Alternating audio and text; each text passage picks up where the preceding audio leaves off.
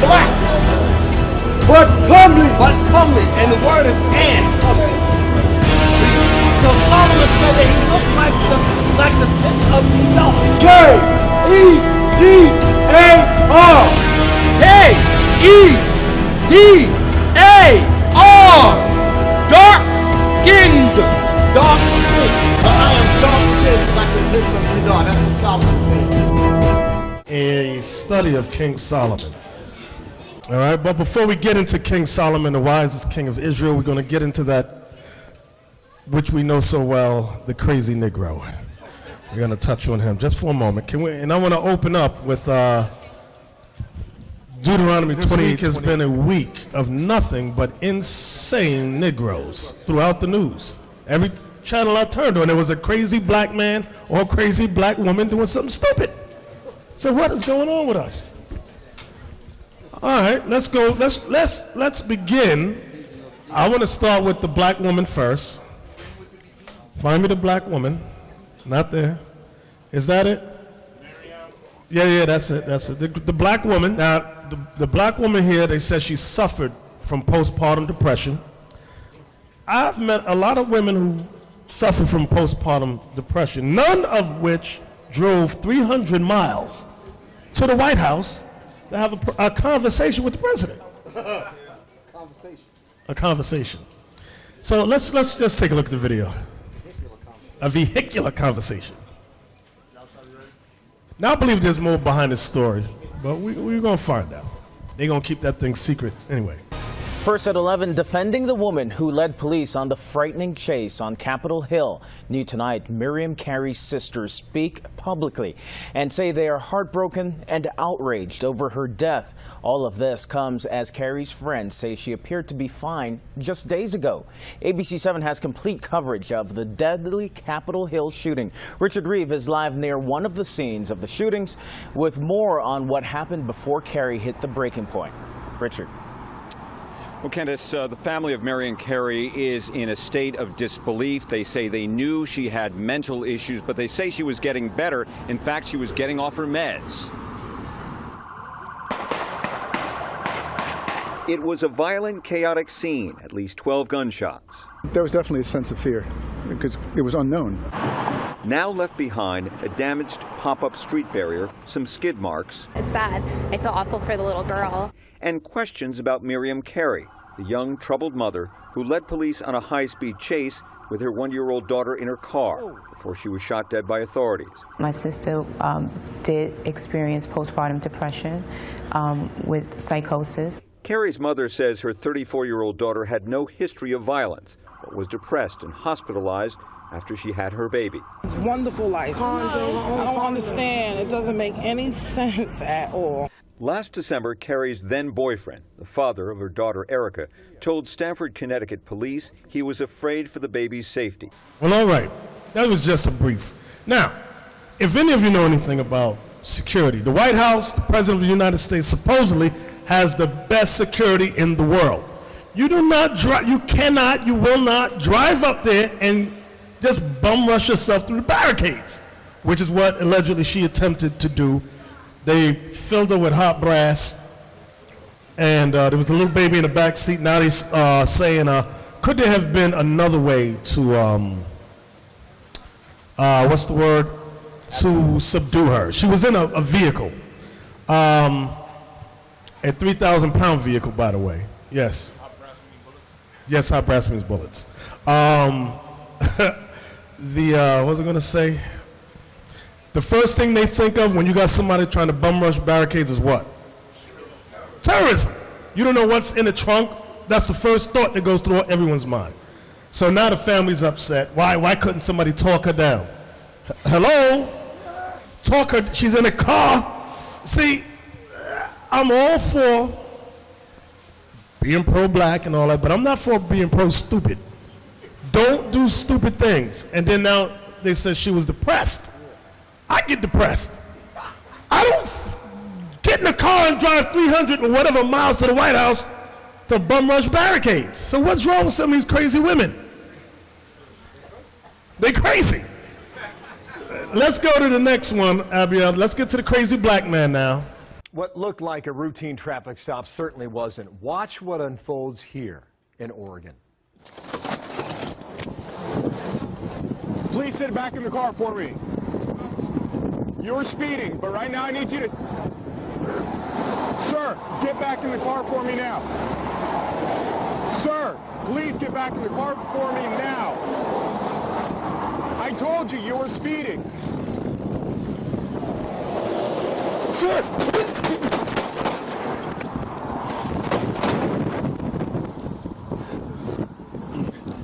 5326, shots fired! Shots fired! 5326, shots fired!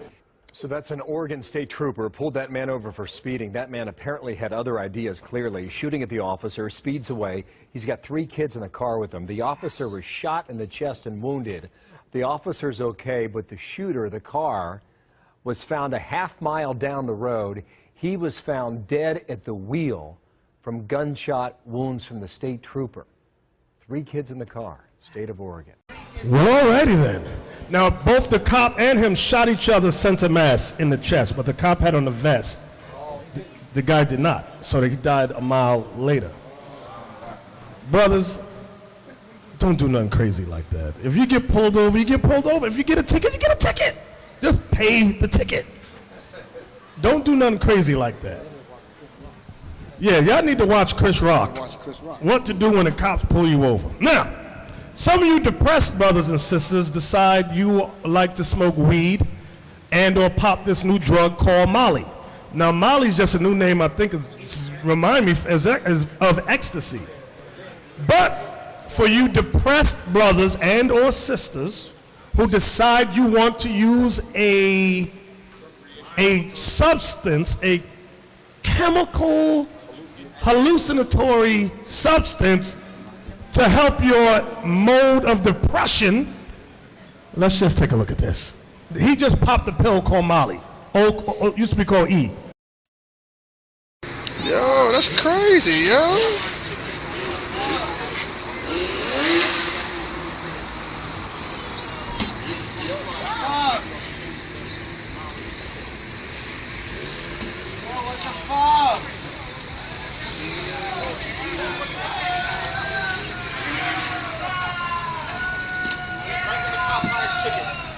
Now, this is a similar effect for those of you that like to smoke weed, and your weed has been touched with laced with formaldehyde or PCP or some type of wet roach spray. Keep on, come on, play. He must have a Molly. There's a pill called Molly's that had people acting like that. Cause at one time they showed a guy, he was in front of the septic bus, it was on the news, he was naked. That'd be that pill.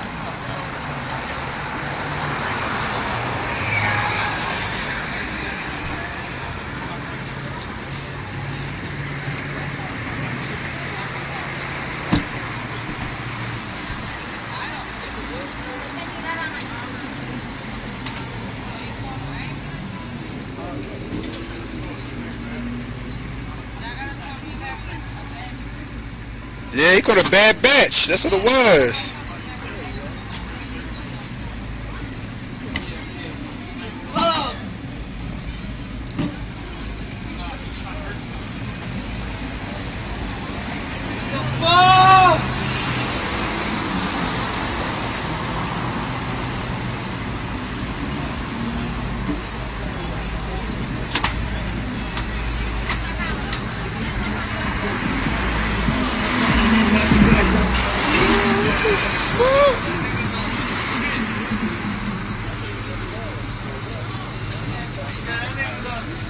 Yo, that nigga, he probably on a Molly, yo.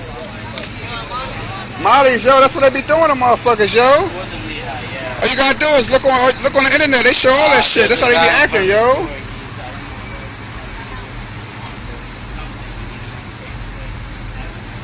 I'll try to tell you, that's what it is, yo. It's a Molly, yo.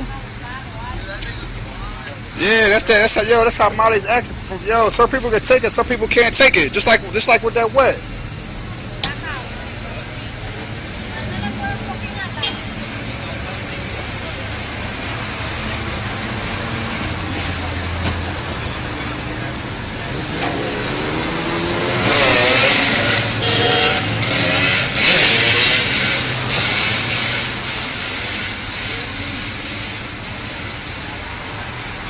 ambulance right there. They could, damn.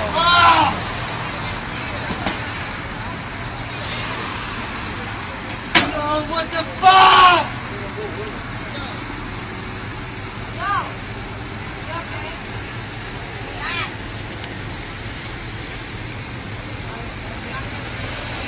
What the fuck? No, that's not no wet. If he, no, I'm gonna tell you this though, Pop. If he was smoking wet, he'd have took off his clothes off. That's what wet. Now, eventually the ambulance does show up. Y'all, so you gonna say something? I said, yeah, they bring them right to me. That's what I deal with this kind of foolishness. But that you see, what those drugs are really something. He probably thought he was standing up the whole while. Yep. In his mind, he was probably thinking that he was walking down the street normal. Right. Meanwhile, his body's doing all that foolishness. You know what those drugs do? Those drugs delve into witchcraft because it opens up a spiritual plane and demons enter into you. That's what all that you're seeing. That is what happens. Demon possession. No one can hear you, Lava. Yeah, there used to be, when I was in the words of brother, I know he's what is that, E? He's saying that he would sit home watching TV, but he could not stop himself going up and down from the stairs. He said, I see I'm going up, but I cannot stop myself doing it. There's delusion. There's a spirit that allowed you to do that. Him, you can see that he was possessed by a demon because he keep going up like he's reaching to somebody. You understand that? He become Michael Jackson. Huh? Get Deuteronomy 28:28. Deuteronomy chapter 28, verse 28. This is the prophecy of what the Most High said about our people. The Lord shall smite thee with madness. The Lord what? Shall smite thee with madness. That's why you got the black woman driving up to the White House thinking she's going to have a conversation with the president. Oh, she also said that her house was bugged. What did she say? Who saw the news report? What did they say? Something about her house and being bugged and all that. Come on, somebody, give me a mic. She said her house was bugged by the president. By the president? She was in direct contact with him. Right, exactly. Apari, what was you going to say? Yeah, they were tracking her. The Barack Obama was tracking her. Exactly. Right. And her boyfriend, correct me if I'm wrong, didn't he file a report like a year ago? That's correct. Right. Yes. He filed a report stating that. Now her family mad, but the woman has gone mad. Read it again, Isaac. The Lord shall smite thee with madness. Now you got the next brother. Car stop. He out the car. Get back in your car. He's standing there like a tin soldier. Why you stopped? The cop said you were speeding. Get back in your car. He run towards the cop. Bam, bam, bam, bam, bam. Read that again, Isaac. The Lord shall smite thee with madness. Meaning crazy. We are crazy people. A lot of us are insane. We have lost our minds. Go ahead. And blindness. And blindness. Go ahead. And astonishment of heart. All that simply breaks down to we crazy as hell. Black people and Latin people. Now the Latin, you saw the brother on that Molly. We are crazy. Why they pop them pills? Because they going through something at home. They want to take their mind off it. So I'm going to pop a pill. Maybe it'll all go away. That's just like Xanax. What's that other pill? Ugh. What is it? Zoloft. There's another one. Vicodin. There's another one. Valium. Percocet. There's one that they be stealing on the street. Oxycodone. Cotton. Whatever that thing is. Oxycodone, right, thank you. Yeah, all that pharmacies, all the controlled substance stuff. We popping these pills to escape reality. All it does is open up another doorway to insanity. And some of y'all, as quiet as it's kept, may be in here popping pills. Stop it. Some of y'all in here got a weed problem. Stop it. You're gonna get some bad weed, I'm telling you. We've seen a same brother go cuckoo for Cocoa Puffs, smoking some damn weed laced with PCP that he didn't know was on it. They got all of them funky names and all that. You don't know what's on that stuff. Y'all keep on experimenting. You're going to be bugged out. Now, Ecclesiastes, right after Proverbs, chapter 9, verse 3. Ecclesiastes, chapter 9, verse 3. This in evil among all things. Read it again. Read it right. this is an evil among all things that are done under the sun. So Solomon says this is an evil among all things that are done under the sun, meaning on earth. Go ahead. That there is one event unto all. There is one event unto all, meaning what? Death. Go ahead. Yea, also the heart of the sons of men is full of evil, and madness is in their heart. And madness is in their heart, meaning craziness. Insanity is in their heart. Go ahead. While they live, and after that they go to the dead. And after that they go to the dead. So now, let's begin with King Solomon. Let's open up with 2 Chronicles chapter 1. 2 Chronicles chapter 1. Okay? 2 Chronicles chapter 1 and verse 1. No, I'll start at verse 7. Verse 7. In that night did God appear unto Solomon, and said unto him, Ask what I shall give thee. And Solomon said unto God, Thou hast showed great mercy unto David my father, and hast made me to reign in his stead. Now, O Lord God, let thy promise unto David my father be established. For thou hast made me king over a people like the dust of the earth in multitude. Give me now wisdom and knowledge, that I may go out and come in before this people. For who can judge this thy people that is so great? Notice what he asked for. Give me now wisdom and knowledge, that I may go out and come in before this people. For who can judge this thy people that is so great? Go ahead. And God said to Solomon, Because this was in thine heart, and thou hast not asked riches, wealth, or honor. Wait a minute. So these are three things that most Negroes pray for. Riches, what did it say? Riches, wealth, and honor. Go ahead. Nor the life of thine enemies. And kill. We often pray for, kill that nigga, I don't like him. These are things we pray for. And the Most High told Solomon, because you didn't ask for these things, go ahead. Neither yet has asked long life, but has asked wisdom and knowledge for thyself, that thou mayest judge my people. Wait a minute. Who can pick up why the Most High honored Solomon's prayer? Joel, let's see if you got it. Okay, Solomon, instead of seeking out for the lust of the flesh, Solomon asked for wisdom. Why? Because he wanted to judge the people righteously. Right. That's the key. He didn't pray a selfish prayer, meaning a prayer for me. His prayer for wisdom was to benefit the whole nation. He did not give me money, give me long life, me, because that's what most of us pray for. Me. What does the black woman pray for? Give me a man. She got some money. Give me. Solomon said, no, I want wisdom, not to be exalted above anybody, but to judge the people of Israel. And the Most High said, because you asked for that thing, I'm going to give it to you. I'm going to give you that thing. Why? Because his prayer was not a selfish prayer. It was a prayer to benefit the entire nation. And these are things we got to consider when we pray. Read again. Verse 11. And God said to Solomon, Because this was in thine heart, and thou hast not asked riches, wealth, or honor, nor the life of thine enemies, neither yet has asked long life, but has asked wisdom and knowledge for thyself, that thou mayest judge my people, over whom I have made thee king. Wisdom and knowledge is granted unto thee. Now watch what else. And I will give thee riches. He says, and I will give thee riches. Go ahead. And wealth and honor, such as none of the kings have had that have been before thee, neither shall there any after thee have the like. So y'all see that? The Most High said, because you asked for wisdom to benefit the nation of Israel, not only am I going to give you that thing, I'm going to give you wealth, riches, and honor. See how the Most High get that? When we pray, we got to think about, put our mindset like that. Why am I asking for this in my prayers? What does it benefit? Does this benefit me? Or what? What am I praying for? Watch this. Go to Wisdom of Solomon, chapter 7. I'm going to show the level that the Most High blessed Solomon with. Wisdom in the Apocrypha. Wisdom of Solomon, chapter 7. It's like when you ever sit around with brothers and sisters say, what would you do if you get $1 million? I get me 2 new cars. I get me a house. I get me some new clothes. Always something selfish. So the Most High goes, no, you ain't ready yet. Yeah.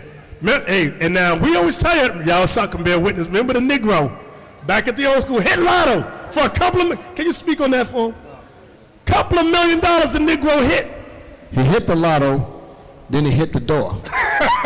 Then he was gone. And he was gone for a while until the money was gone. Then it came back. Yeah. Broke. Ain't done a damn thing for the school or nothing. Everybody was mad as hell. Hey, what was his name? Rock. Something like that. Anyway, everybody was mad and he crying, I'm sorry, brothers. I don't know what got over me. The Negro spirit got over you. Soon as he got broke, he came back. The hell is this? Wisdom of Solomon, chapter 7 and 17. Wisdom of Solomon, chapter 7, verse 17. Now this is Solomon writing and attesting to what the Most High did for him. For he hath given me certain knowledge of the things that are, namely, to know how the world was made and the operation of the elements. Stop right there. Now that's a level none of us can attain to. Not only did he teach Solomon, because you might say to yourself, well, I know how the world was made, Genesis 1. But look at the next part, and the operation of the elements. Solomon understood things like lightning, where it comes from, what causes it. So you listen to the white man don't understand that. Maybe it's friction in the air and this one cloud. Shut up, they don't know. They don't know. Some of y'all believe that lie. What's that lie about that demon Edomite that Darwin? With the kite and the key? Oh, Benjamin Franklin. Benjamin Franklin, that damn demon. Now you know who believes that in here? He's flying a kite and lightning hit the kite and it traveled down the string right to the key and he discovered electricity. Some of y'all in school believe in that crap. That's a lie. Some of y'all believe that. Come on, tell the truth. I bet some of y'all kids in here believe that thing right now. Who discovered electricity? What's his name again? Ben Franklin. That's a lie. There's no way lightning's going to hit a kite, travel down a string, and you're going to trap it in a key. That's some Illuminati witchcraft going on up in there. There's a parable of deep, dark sayings in that thing. Somebody actually still believe that thing. You have to hit them with some knowledge of the elements to know that that's impossible. Electricity is not going to travel down the string. As soon as electricity that strong hit the string is going to evaporate. Exactly. And the man holding the string. And the man that did not happen. There you go right there. The demon. Some of y'all believe. What's his name again? I'm sorry. Ben Franklin. Y'all know I failed science. That was not my subject. What was the name of the man that discovered electricity? That was blank on my page all the time because I couldn't remember his name. Discovered electricity. No electrician on the face of this earth that believes that. Any person that work with electricity, they know doggone well that don't happen. I bet some of these black and Latin people believe that thing though. Now, I'm going to show you, watch this, Revelation 13 and 2, where the white man get all that scientific understanding from. Now, this is a parable. Revelation chapter 13, verse 2. Wait, start at 1. Verse 1. And I stood upon the sand of the sea, and saw a beast rise up out of the sea. Now, who can tell me where John was? John the Revelator. Where was he when it says, I stood upon the sand of the sea? Where was John at? 1 hand, 2 hands, 3, 4. I need some new. Oh, Jalil, let me hear you. Where was John the Revelator? It was on the Isle of Patmos, a prison. He was on the island of Patmos, what? It was a prison. He was right. It was a salt mine, a prison. Very good, thank you. Read on, Isaac. And I stood upon the sand of the sea, and saw a beast rise up out of the sea. Stop, I'm still questioning here. What color is this beast? What color is it? 1, 2, 3, 4. Right here with the pencil in your hand. What's your name, brother? Hawashai Ba? Okay, that's Hosea. Okay. Hawashai Ba. What color is the beast? The beast is red. How do you know that?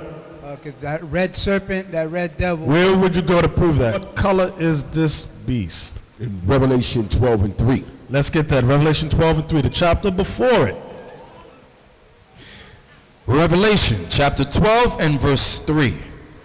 And there appeared another wonder in heaven, and behold, a great red dragon, having 7 heads and 10 horns, and 7 crowns upon his heads. So now, how is Shy Bob? Stand back up. Why was this dragon red? That's my question. So yes, your answer was correct. The dragon is red. Why? Was it? Represents Esau. Okay, and if we wanted to get a precept to prove that, who's Esau?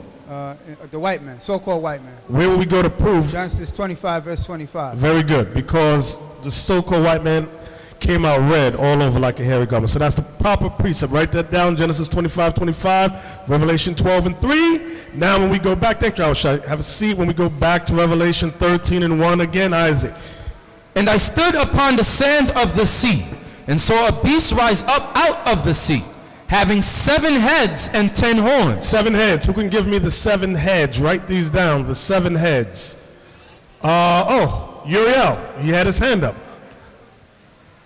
Uriel, let's hear you. I want them in order. You had Greece, Rome, Spain, France, Germany, Russia, and Great Britain. Very good. Very good, brother. Keep standing, keep standing. It said 7 heads and 10 horns. What are 10 horns? The 10 horns represent the EU or the 10 common markets. Okay, the EU stands for? European Union. The European Union, or the 10 common markets. Very good. Read on. And upon his horns 10 crowns, and upon his heads the name of blasphemy. The name of blasphemy. That's where you get Christianity, democracy, republicanism. Go ahead. And the beast which I saw was like unto a leopard. The beast which I saw was like unto a leopard. Now when you read this verse here, many of your Bibles may precept you back to Daniel 7. Okay, but it's not talking about that. All this is talking about is that this great, because it tells you the beast is what color? Red. It's telling you that this beast has attributes of those ancient kingdoms. Read again verse 2. And the beast which I saw was like unto a leopard. Because when you read in the history, you read about Alexander the Greek was like unto a leopard. Go ahead, the Greek Empire, go ahead. And his feet were as the feet of a bear. Now when you read in Daniel 7, you read about the Persian and Medes. But this beast is red. He's not Persia. He's not Media. All it's telling you is like Russia had the symbol of the bear. Okay, and America has that 2-pronged government. Okay, go ahead. And his mouth as the mouth of a lion. Now when you read in Daniel 7, it talks about Babylon. But this place is not that ancient Babylon. This place is a new Babylon. Like for example, England or Britain had the symbol of the lion. Go ahead. And the dragon. This is the part I wanted to get to. Go ahead. And the dragon gave him his power and his seat and great authority. Now who's that dragon right there? Who is that dragon? Ezekiel. That one in the back. The dragon is Satan. Right. The dragon is Satan. Read that bottom precept again, Isaac. I'm going to prove that to you right now. And the dragon gave him his power. Notice it says, and the dragon gave him. I want you to remember that part. Gave him his power. Go ahead. And his seat and great authority. Now, if I need a precept to explain it, because this is a parable. Somebody go, I don't think that's what that means. Where would you go to prove that what we're saying is accurate? I need a new hand. I didn't hear Ozias yet.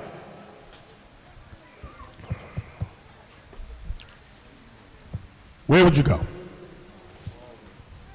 I'll go to Matthew chapter 4. Very good. Matthew chapter 4. Let's go right there. That's the perfect precept.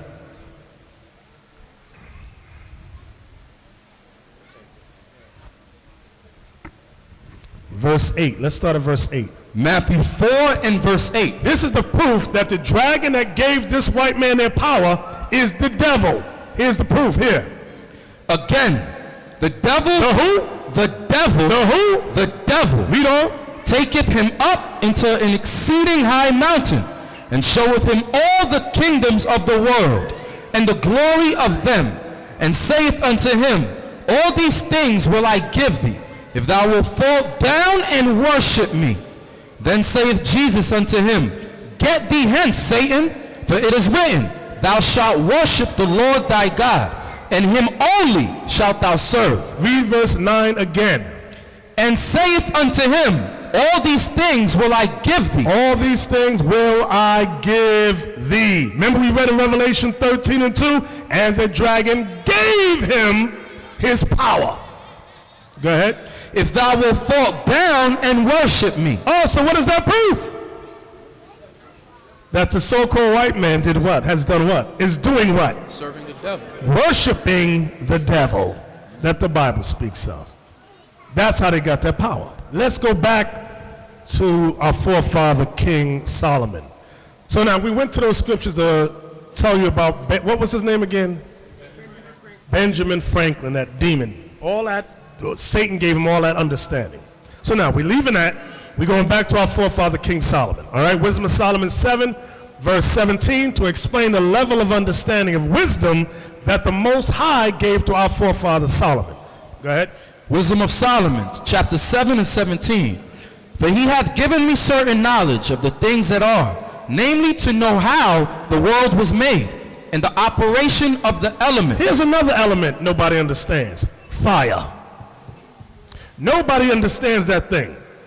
The so-called white man will tell you that is a spiritual thing right there. It's out of this world. Fire. No one can explain it.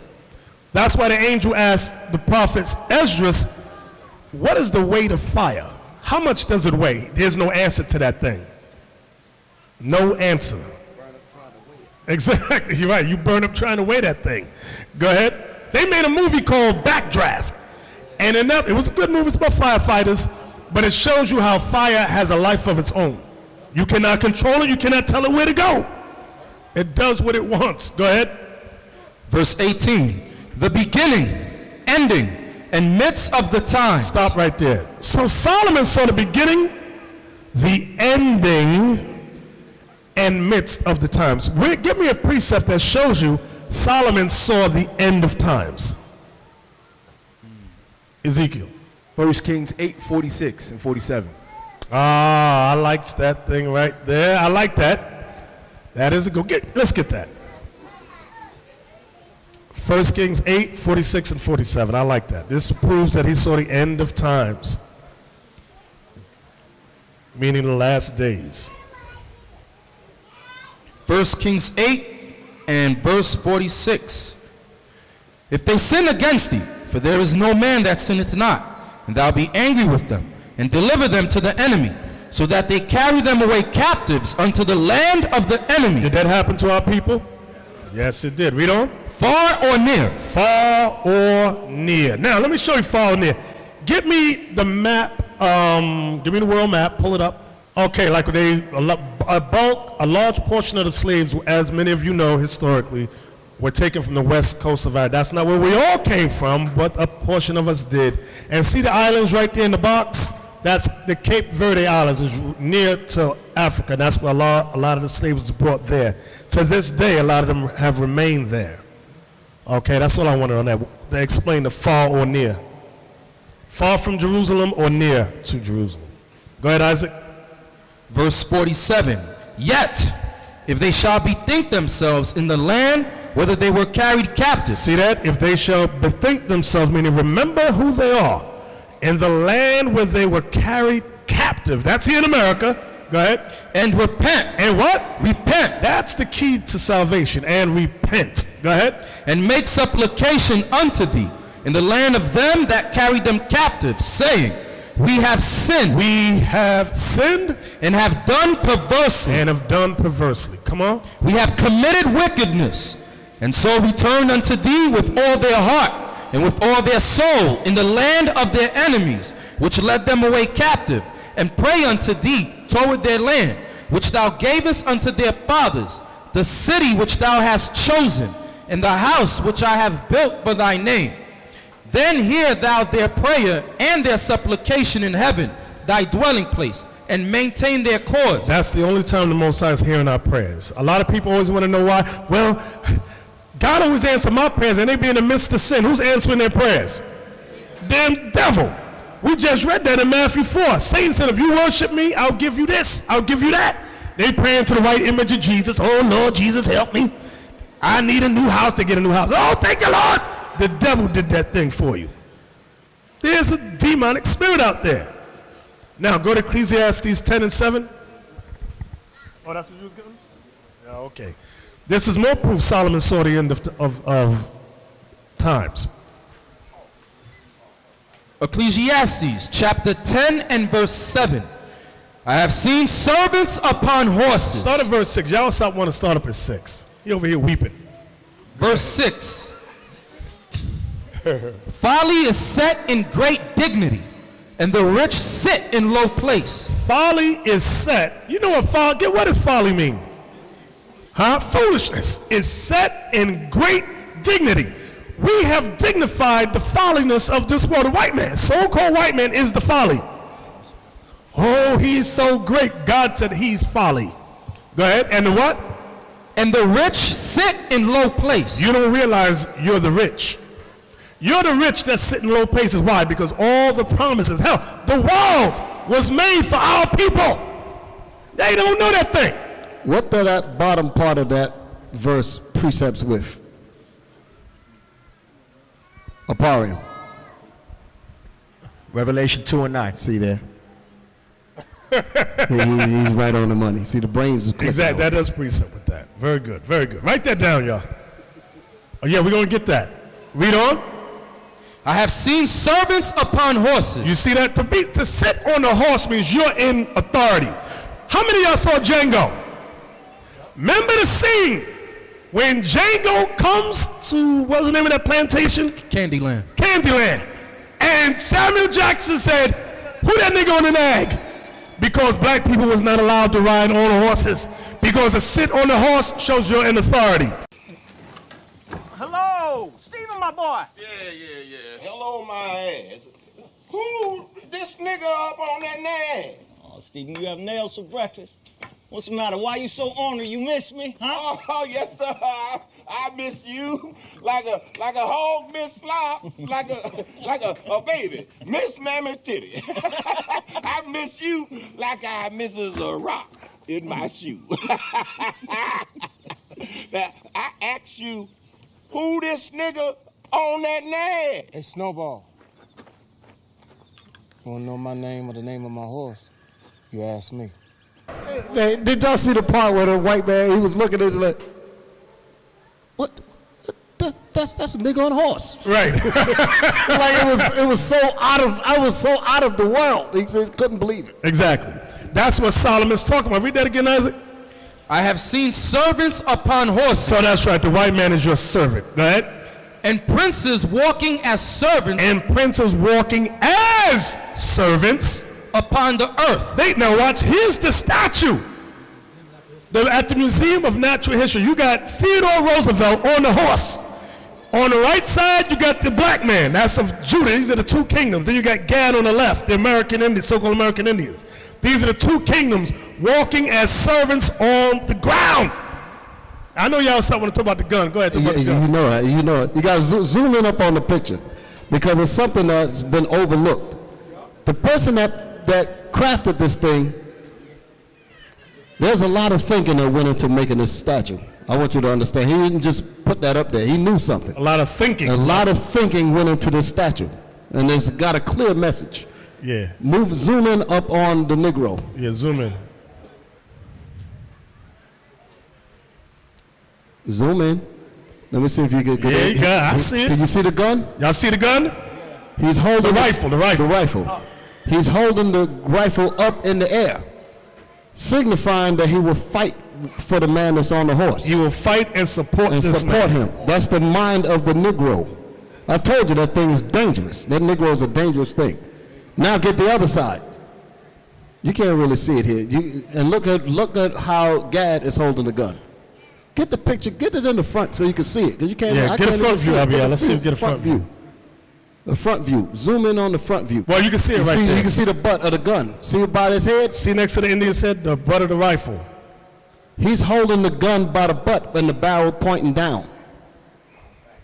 Meaning he will not I'm not fighting because you're on my land. What the hell am I fighting for you for? You're on my land. Y'all don't see that? That's the clear message. He's got the Negro brainwashed and fighting. He got the gun up. I'm going to do battle for you. Right. The one on the other side, mad as hell, he got his gun pointed down. I want y'all, if y'all can't really see it here, go down there and see it. It's on 81st Street in Central Park West. That's where the statue is. Right. You can actually see what I'm talking about. That's why I say a lot of people see there's a lot. This man, he puts all kinds of things out here in the society, and our people dumb as hell. They don't realize that these things are not just put up there. They're put up there for their people to know the message. And across the street, there's a another picture of a Gadite giving Manhattan away for $20 worth of beads to a Dutchman in the same park across the street from that statue. Yeah, I saw that. Well, you know that's a lie. It's a picture of a Gadite. His name, right?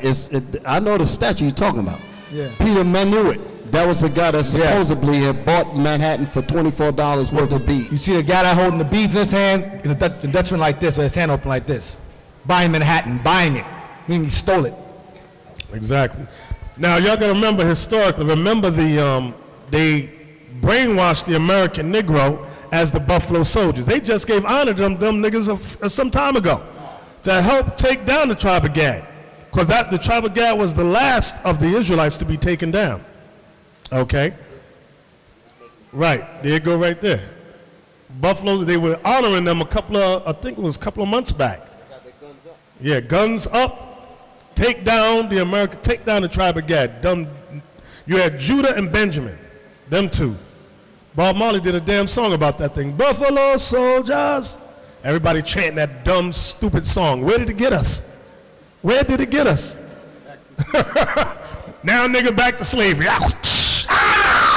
But master, you promised me. You let me sing a song. The hell is this? Read that again, Isaac. Ecclesiastes 10 and verse 6. 7. Verse 7. I have seen servants upon horses, and princes walking as servants upon the earth. Now let's go back to Wisdom of Solomon, chapter 7. Let's go right back there. Wisdom of Solomon, chapter 7 and verse 18. The beginning, ending, and midst of times. Notice it says beginning, ending, and midst of time. The midst of times is the Middle Ages. Abiel, can you give me some of the Middle Age images? Middle Ages, Byzantine. Look up Varney for that matter. I need some good ones. I need some good ones. Russian icons. The midst of ages, why? Because the Israelites ruled Europe for 1,000 years. Okay? This is a church called Varney in Romania with black images of all the forefathers of Israel. And it shows the white man catching it in the final judgment. Now this church is in Romania, okay? So-called white people's lands. Right. Now my question is, who painted that? No, I'm asking y'all. Who in the world, what white people, let me put it that way, what white people will paint themselves as going into captivity with black people being Jesus and the angels and the saints? What white folks did that? When they have shown you over here that they've taken the image, they've taken the writings of Christ and his description in the Bible and changed it into lies. Now what make you think that they're going to paint the truth over there? Exactly. Okay, yeah. Look, zoom in right there. Look at the hand of God. Malachi, can you point to the hand of God? What white man's going to paint God's hand as a black hand? Point to the angel now with the spear. Right there, to your right. In the middle. The angel. No, over to your right. Right there. With a spear, with the white man got chains on under that. What white people would paint that? Not a nail one. And some of you let these dumb, I'm going to say it again, some of you let these dumb Egyptologist, Afrocentric Negroes tell you that during the Middle Ages, those are all white people. That King James was white. Everybody shut up. You don't know no history. Shh, be quiet. Never speak again. Go back to that picture again, Abiel. I wasn't done with that. What you doing, man? No, go back to the same one. Just in case there's some eyes in here that need some eye salve to see clearly. Zoom in on the white folks and look at their skin in comparison to the black angels that's around them. Just so you get the color references, so we can get the eyesight calibrated with our mind. Look at the look at the Now that's halo. been touched on the left. Right. Don't worry about that. Right there. So you can see that there's a complete difference. Look at the ones on the bottom. Right. Look at the angels to the left. Look at wait. Go. Stay right there. Look, Malachi. Point to the hand of God now. Point to the hand of God. Look at the white man under the hand of God. Now look at the angels to the left. Now, right, the angels right there, black. Look at their, like Yahweh was saying, look at their complexion in comparison to them others. Now go up, Abiel, top left, right there. You see where I'm pointing at? Top left is right there. Yes, right there. Those, when you read in the book, are the apostles and prophets. Black. Okay, all black. Black men. Who did that? Black men painted these things. So when they were painting the angels, they had one jar of paint. Then when they got to the white folks, they had to change and get another. Right. Now get Jesus in the middle. Go up and get Jesus Christ. Let's see if you look like you're that thing your mama got on her wall. Right there, there's Christ in the middle. Black as the ace of spades. And above Christ, oh, they got a painting of the Most High. Black too, with white hair. Do y'all realize that this church is still standing right now? And you got our people in the military don't have a clue of where to go. They're so well traveled, so well, but they don't know. The white man does something called steering. You don't want to go in that direction. Exactly. Anywhere the white man say don't go, I want to go there. Because you're trying to hide something from me. Mental steer, right. He steer you. Just give you what's another word called a Jedi mind trick. Right. There's Mary, his Christ's mama, right there next to him. Want to point to Mary, Malachi, right there. Mary, the black woman, right there. This is during the midst of times. These are things, if we had taught our sons and daughters these things, there would be no black on black crime. But because we've taught our sons and our daughters, the white man is God, we see each other as niggas and spicks and we hate each other. That's the truth. So there's no love amongst us at all. This is the history we got to teach. This is what Solomon was talking about. This is what is known as undeniable proof. And, exactly. and it's a testament to how far your enemy will go in trying to destroy your minds by not teaching you this. Exactly. And they know about this. When they travel, they go into places like this. Abiel, go to our website. I got to tell you something. Wait a minute. I'm sorry. And pull up the Caesar, the paint, the whitewashing, iconoclasm. I got it. The elders going to remember this when I bring it. I was with him. Me and you, we went into Strand's bookstore. Mm-hmm. This was years ago. Many years ago. The name of the book, there's a book that he purchased, and it's in Russian. You still have the book. It's all written in Russian. Right. And there was an Edomite lady that spoke Russian. She came over to where we were with the book and was translating the Russian language, and you wrote underneath it the English rendering of the Russian writing. Exactly. So how in the world would she know this? Because she was from over there. And when she saw what she thought of her mind Negroes, looking at records like this, they must be above what we call Negroes on TV. So maybe I need to go talk with them. And she just went and went through the book. You got the book. You wrote it in pencil. Yep. It's a brown book, brown and black. It's a big icon book. That's what I wanted y'all to see. In this book called Russian Icons, they show you these are Greek Orthodox demons, where they hire these guys to whitewash. Show Malachi because maybe their eyes is bad. You got them painting a white image, and in the background you see Christ black. See Christ in the background black? Their job is to whitewash all the black images throughout Europe. Now maybe we doctored this picture up. Are y'all really accepting what the vision is showing you? Look at the picture. Look at the painting that they have on Christ on the wall in the back. Do y'all see that? I know it's hard to accept this. This is like that hard pill. And look at the one that he's painting. One behind him. I can't see Malachi. Right. There's no mistaking in this. Right. Right. So they got dark paint. But look at the one that he's painting. I mean, what they say, a picture speaks 1,000 words? Mm-hmm. If this right here don't help you, I don't know what's wrong with you. Maybe they're on Molly. I don't know. I'm serious. I mean, when you look at stuff like this stuff is arresting. Now these paintings were done during the midst of times that we just read about in Wisdom of Solomon 7. Midst of time meaning Middle Ages. What are you going? What is an Edomite going to say when you show them stuff like this? They're going to faint. They're going to faint because not because the images exist. It's because you have them. Right, and you found out. That's what the problem is, because they've already known about this.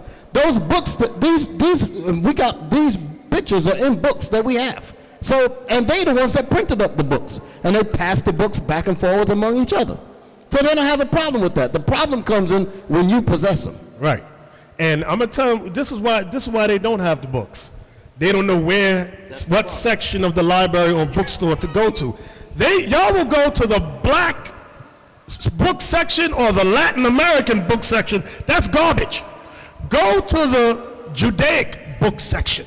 Judaica book section. That happened to us again, Elder. You forget. Go ahead. We was inside the bookstore again. They see us inside the Judaical section.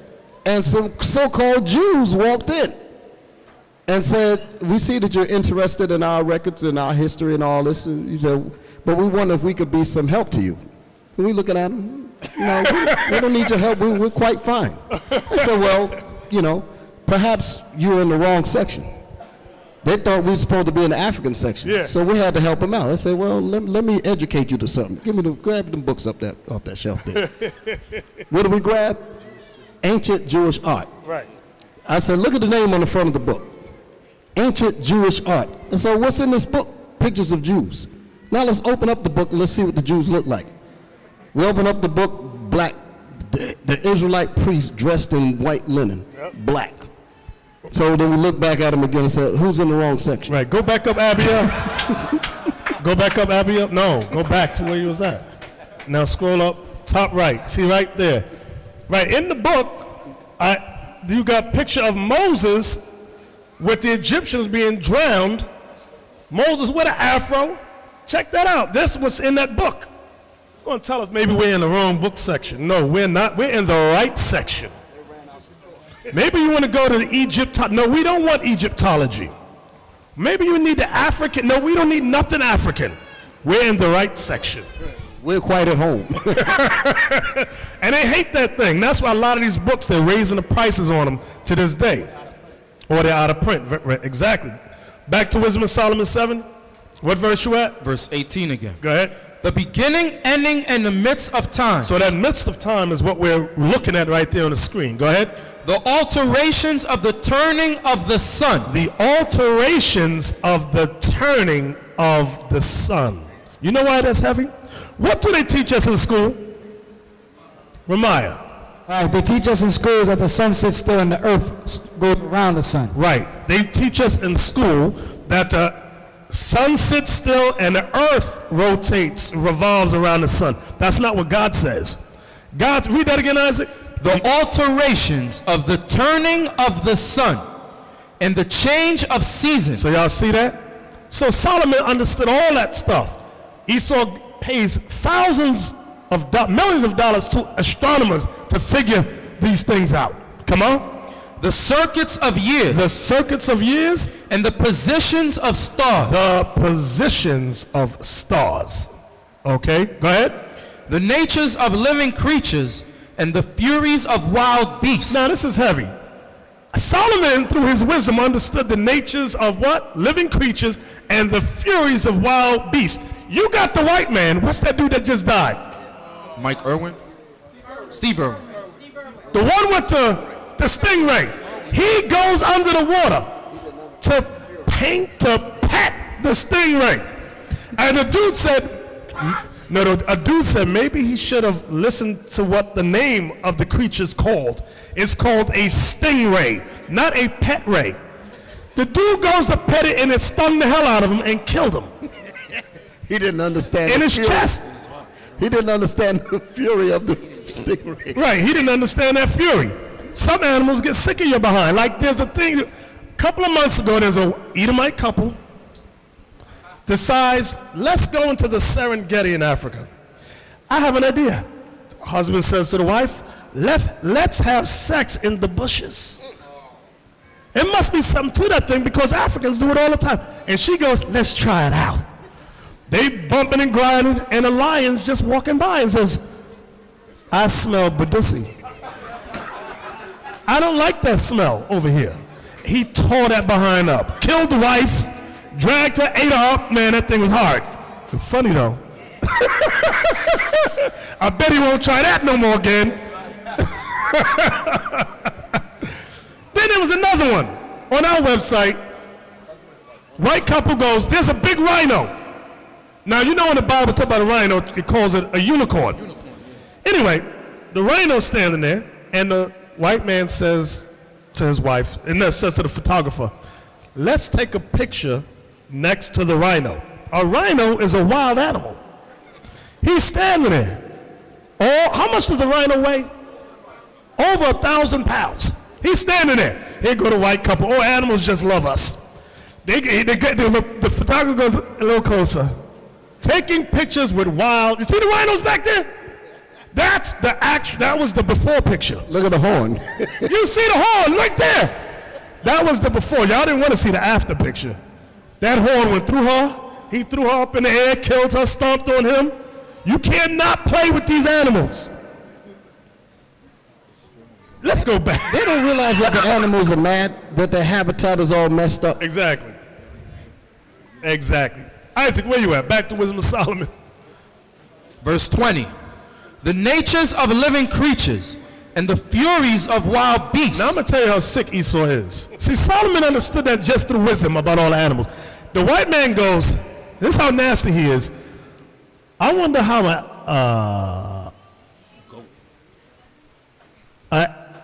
give me an animal, name an animal. A goat. I wonder how a goat digestive system works. I got a great idea. Let's make a camera and shove it up his behind and film. Who does that? Who does that? That's some freaking nasty stuff. But they want to be on that level like Solomon was. And you Hamites better quit playing with rhinos too, trying to be like the white man. You're going to get stomped on too. Where you at, Isaac? Verse 20. Come on. The natures of living creatures and the furies of wild beasts, the violence of winds, and the reasonings of men. You see, it was the violence of winds. Solomon understood storms and that thing. Esau got all kind of meteorologists and all that trying to figure this stuff up. Right. For the animals, they got zoologists. For the winds, they got meteorologists. Go ahead.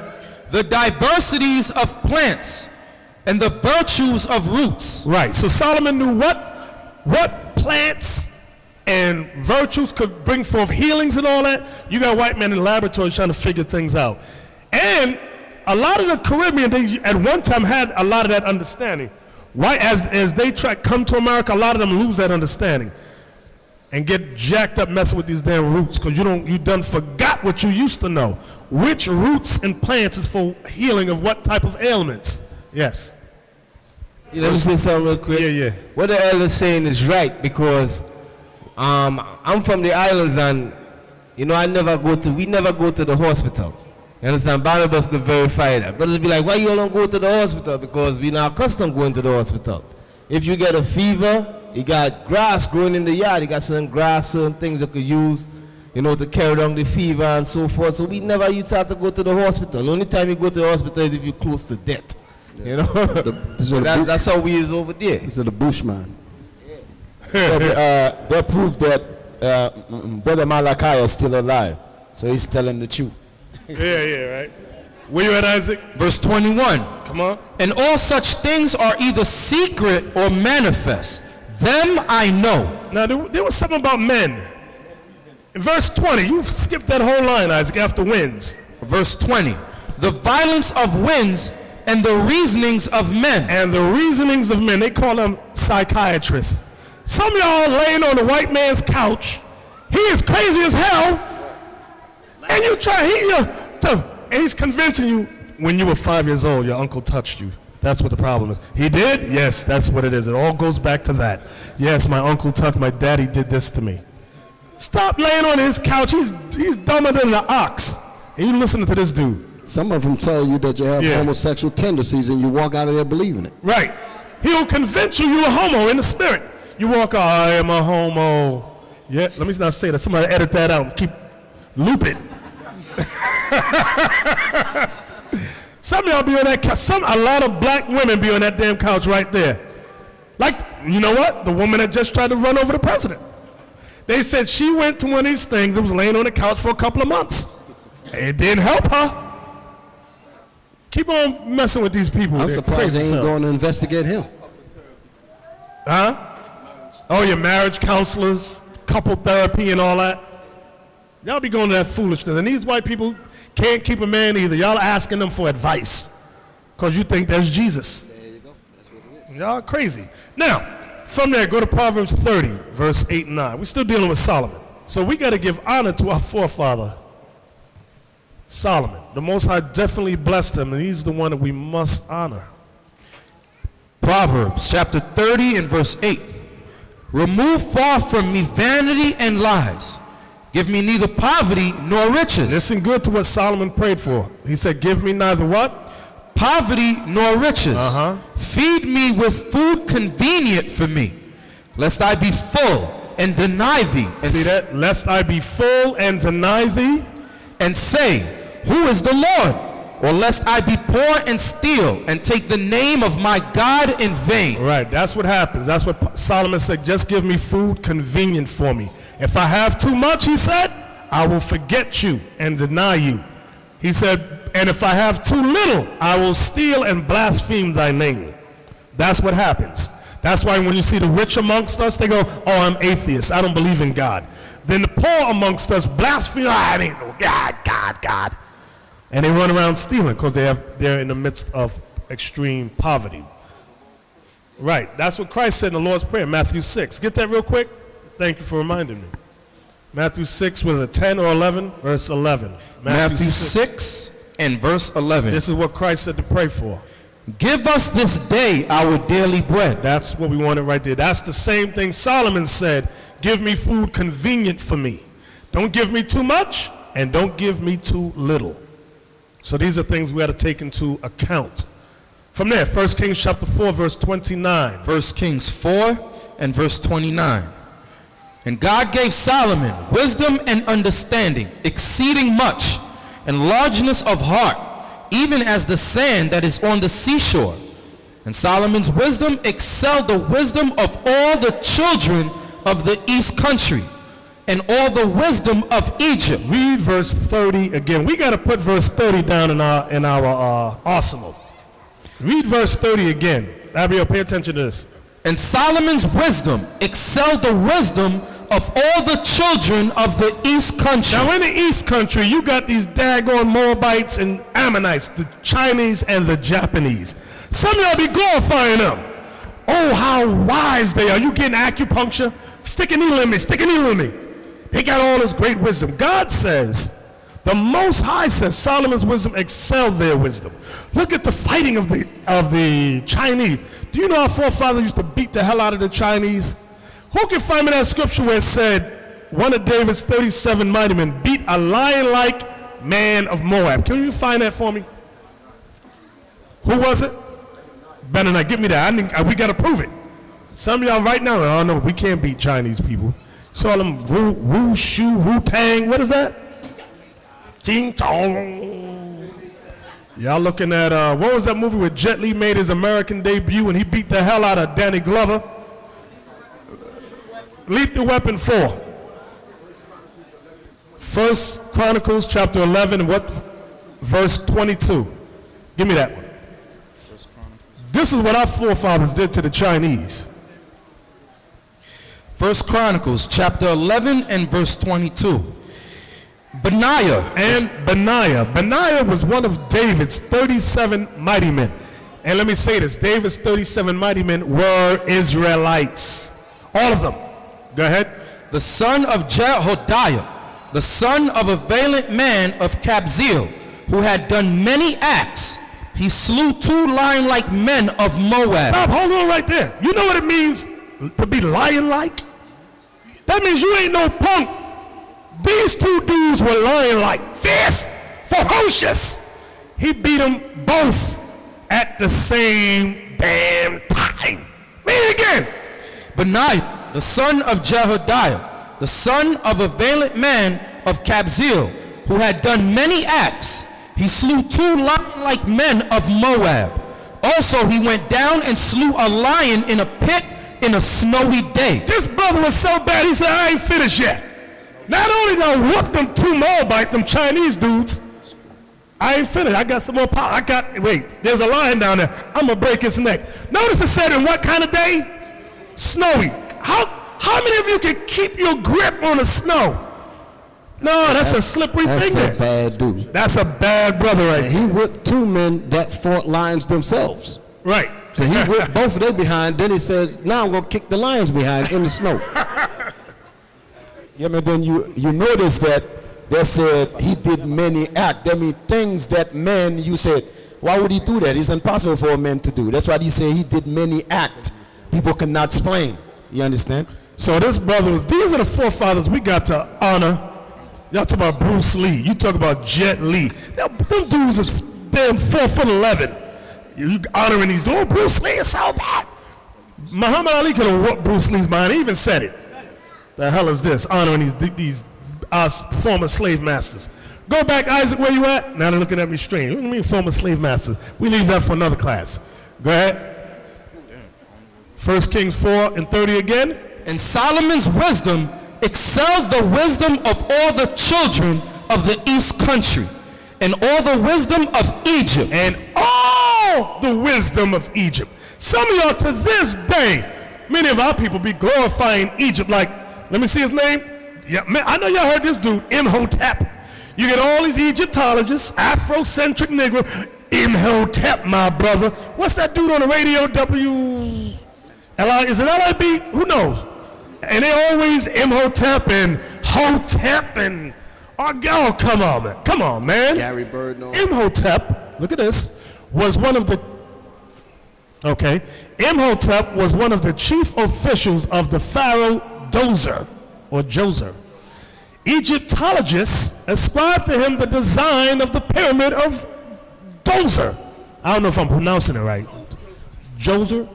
He may have been responsible for the first known use of columns to support a building. Did our forefathers make pyramids? Yes, sir. Yes, they did. Give me the scripture in I went to one of Maccabees. Get straight to the point. Maccabees.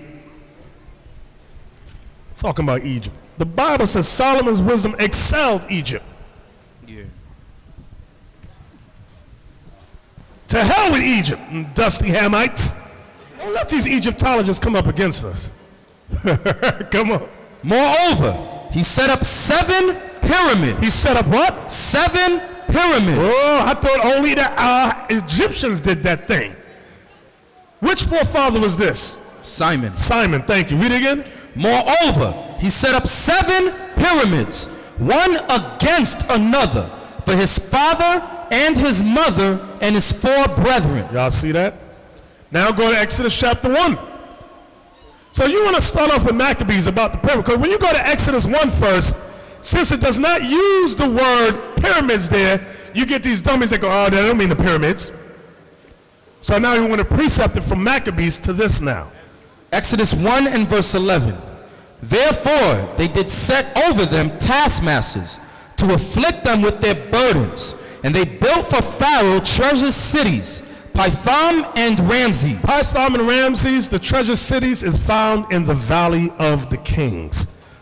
Write that down, Valley of the Kings. That's where Dr. Ben Yahakana takes a lot of jakes from America, and they go over there. Well, he's jacked up now, but he used to. My family used to always go over there too. Oh, look at it.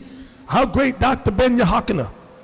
But that right there is when you read, that's the treasured cities. Israel did that. Okay? So now, this is just one of many Egyptians that many American black men try to associate themselves with. Talk about how great the Egyptians was nothing compared. Read that again, Isaac. 1 Kings 4 and verse 30. And Solomon's wisdom excelled the wisdom of all the children of the east country, and all the wisdom of Egypt. And all the wisdom of Egypt. You gotta stress that word all. Come on. For he was wiser than all men, than Ethan the Azarite, and Heman, and Chalcol, and Darda, the sons of Mahal. And his fame was in all nations round about. And he spake 3,000 proverbs, and his songs were 1,005. See that part there? And his songs were 1,005. Let's go to Song of Solomon, chapter 1, verse 1, because you get many of these Christians that say the Song of Solomon was written by a black woman. That's a lie. It's telling you right here, and his songs were 1,005. Song of Solomon, chapter 1 and verse 1. The Song of Songs, which is Solomon's. So he's telling you right there, which is Solomon's. Who wrote the Song of Solomon? Solomon himself. Jump down to verse 5. Verse 5. I am black, but comely, O ye daughters of Jerusalem. And he's telling you his color. Now, Abiel, what you showing me up here? Come on. This is in the book of Josephus? Flavius Josephus, the book of Antiquities, book 1, chapter 8. It talks about concerning the Egyptians and their intelligence. Read it for us. Whereas the Egyptians were formerly addicted to different customs and despised one another's sacred and custom rites, and were very angry one with another on that account. Abraham, conferred with each of them, and confuting the reasonings they made use of, every one for their own practices, demonstrated that such reasonings were vain and void of truth, whereupon he was admired by them in those conferences as a very wise man, and one of great sagacity, meaning he was seen as a sage. When he discoursed on any subject he undertook, and this not only in understanding it, but in persuading other men also to assent to him. He communicated to them arithmetic and delivered to them the science of astronomy. For before Abram came into Egypt, they were unacquainted with those parts of learning. Wait a minute, wait. He delivered unto them what? He communicated. He communicated to them arithmetic. Do you need arithmetic to build pyramids? Yes. So how in the hell were they building pyramids if Abraham didn't give them the arithmetic to do it? He communicated to them arithmetic and delivered to them the science of astronomy. For before Abram came into Egypt, they were unacquainted with those parts of learning. They were unacquainted with arithmetic. For that science came from the Chaldeans into Egypt, and from thence to the Greeks also. See that, right? So, from there, let's go to Ecclesiastes chapter 12. Right after Proverbs. Imhotep. Come on, stop. How come the Negro don't want to be from the Canaanites? They all want to claim Egypt. Yeah, you're right. There's four sons that came out of Ham. Everybody want to be Egyptians. Mm-hmm. That was from Mizraim, right? Mm-hmm. Nobody want to be the Canaanites. Nobody want to be Foot or Put. Nobody want to be that son. Mizraim, my brother. Yeah, right. Isaiah 45:14. Now, a lot of these brothers that claim they're Egyptian, like these guys on YouTube, I ain't gonna mention their names. They ain't worth talking to. Or about. Well, here you go. Go ahead. Isaiah 45, verse 14.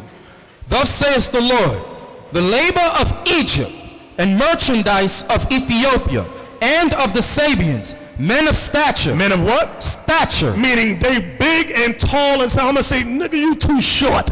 You ain't Egyptian.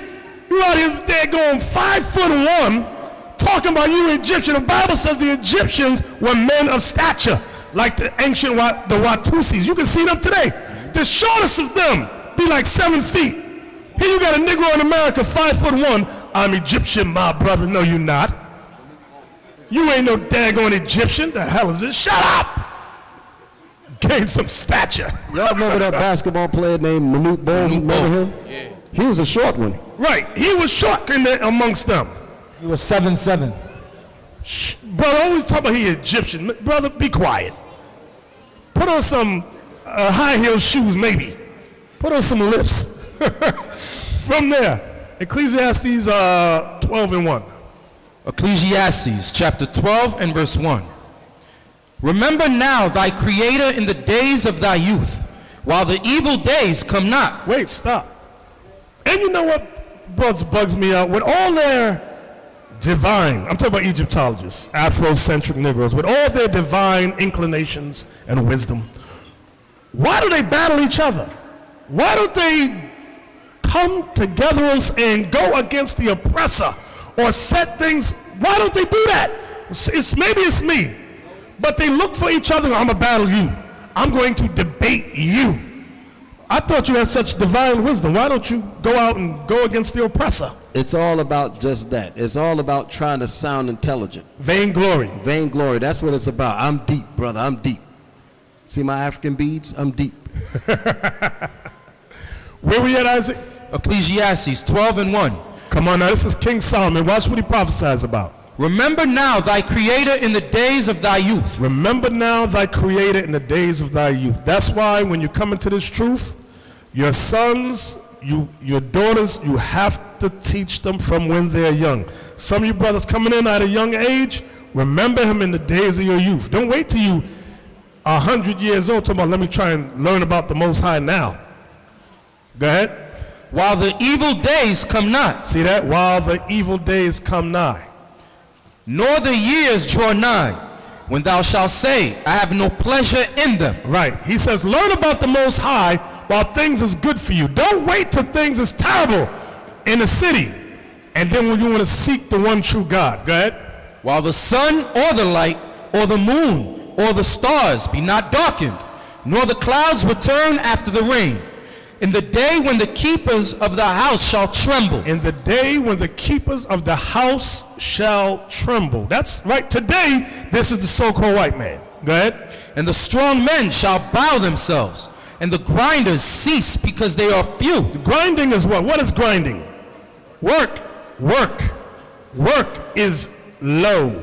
Read that part again. And the what? And the grinders cease because they are few. And those that look out of the windows be darkened. Right. Many of y'all, there was a job fair, was it last month or month before last? There were so many people, they had to shut it down after an hour and a half. So many people. Why? Because there's so many people out of work. Why? Because grinding is low in the city now. Go ahead. And the doors shall be shut in the streets when the sound of the grinding is low. And he shall rise up at the voice of the bird. Getting up early, go ahead. And all the daughters of music shall be brought low. Right, and all the daughters of music, meaning the joy of singing, shall be brought low. Go ahead. Also, when they shall be afraid of that which is high. Which is the Most High. And fear shall be in the way. And the almond tree shall flourish. And the grasshopper shall be a burden. So although the almond tree may flourish, meaning there is increase, it says the grasshopper shall be a burden. Because them grasshoppers do what? They eat the almond tree. Go ahead. And desire shall fail, because man goeth to his long home. His long home is death. Go ahead. And the mourners go about the streets, or ever the silver cord be loosed, or the golden bowl be broken. Meaning, like here in America, this is called the Golden City. This is the place of riches. But guess what? We do not attain to that wealth. Okay?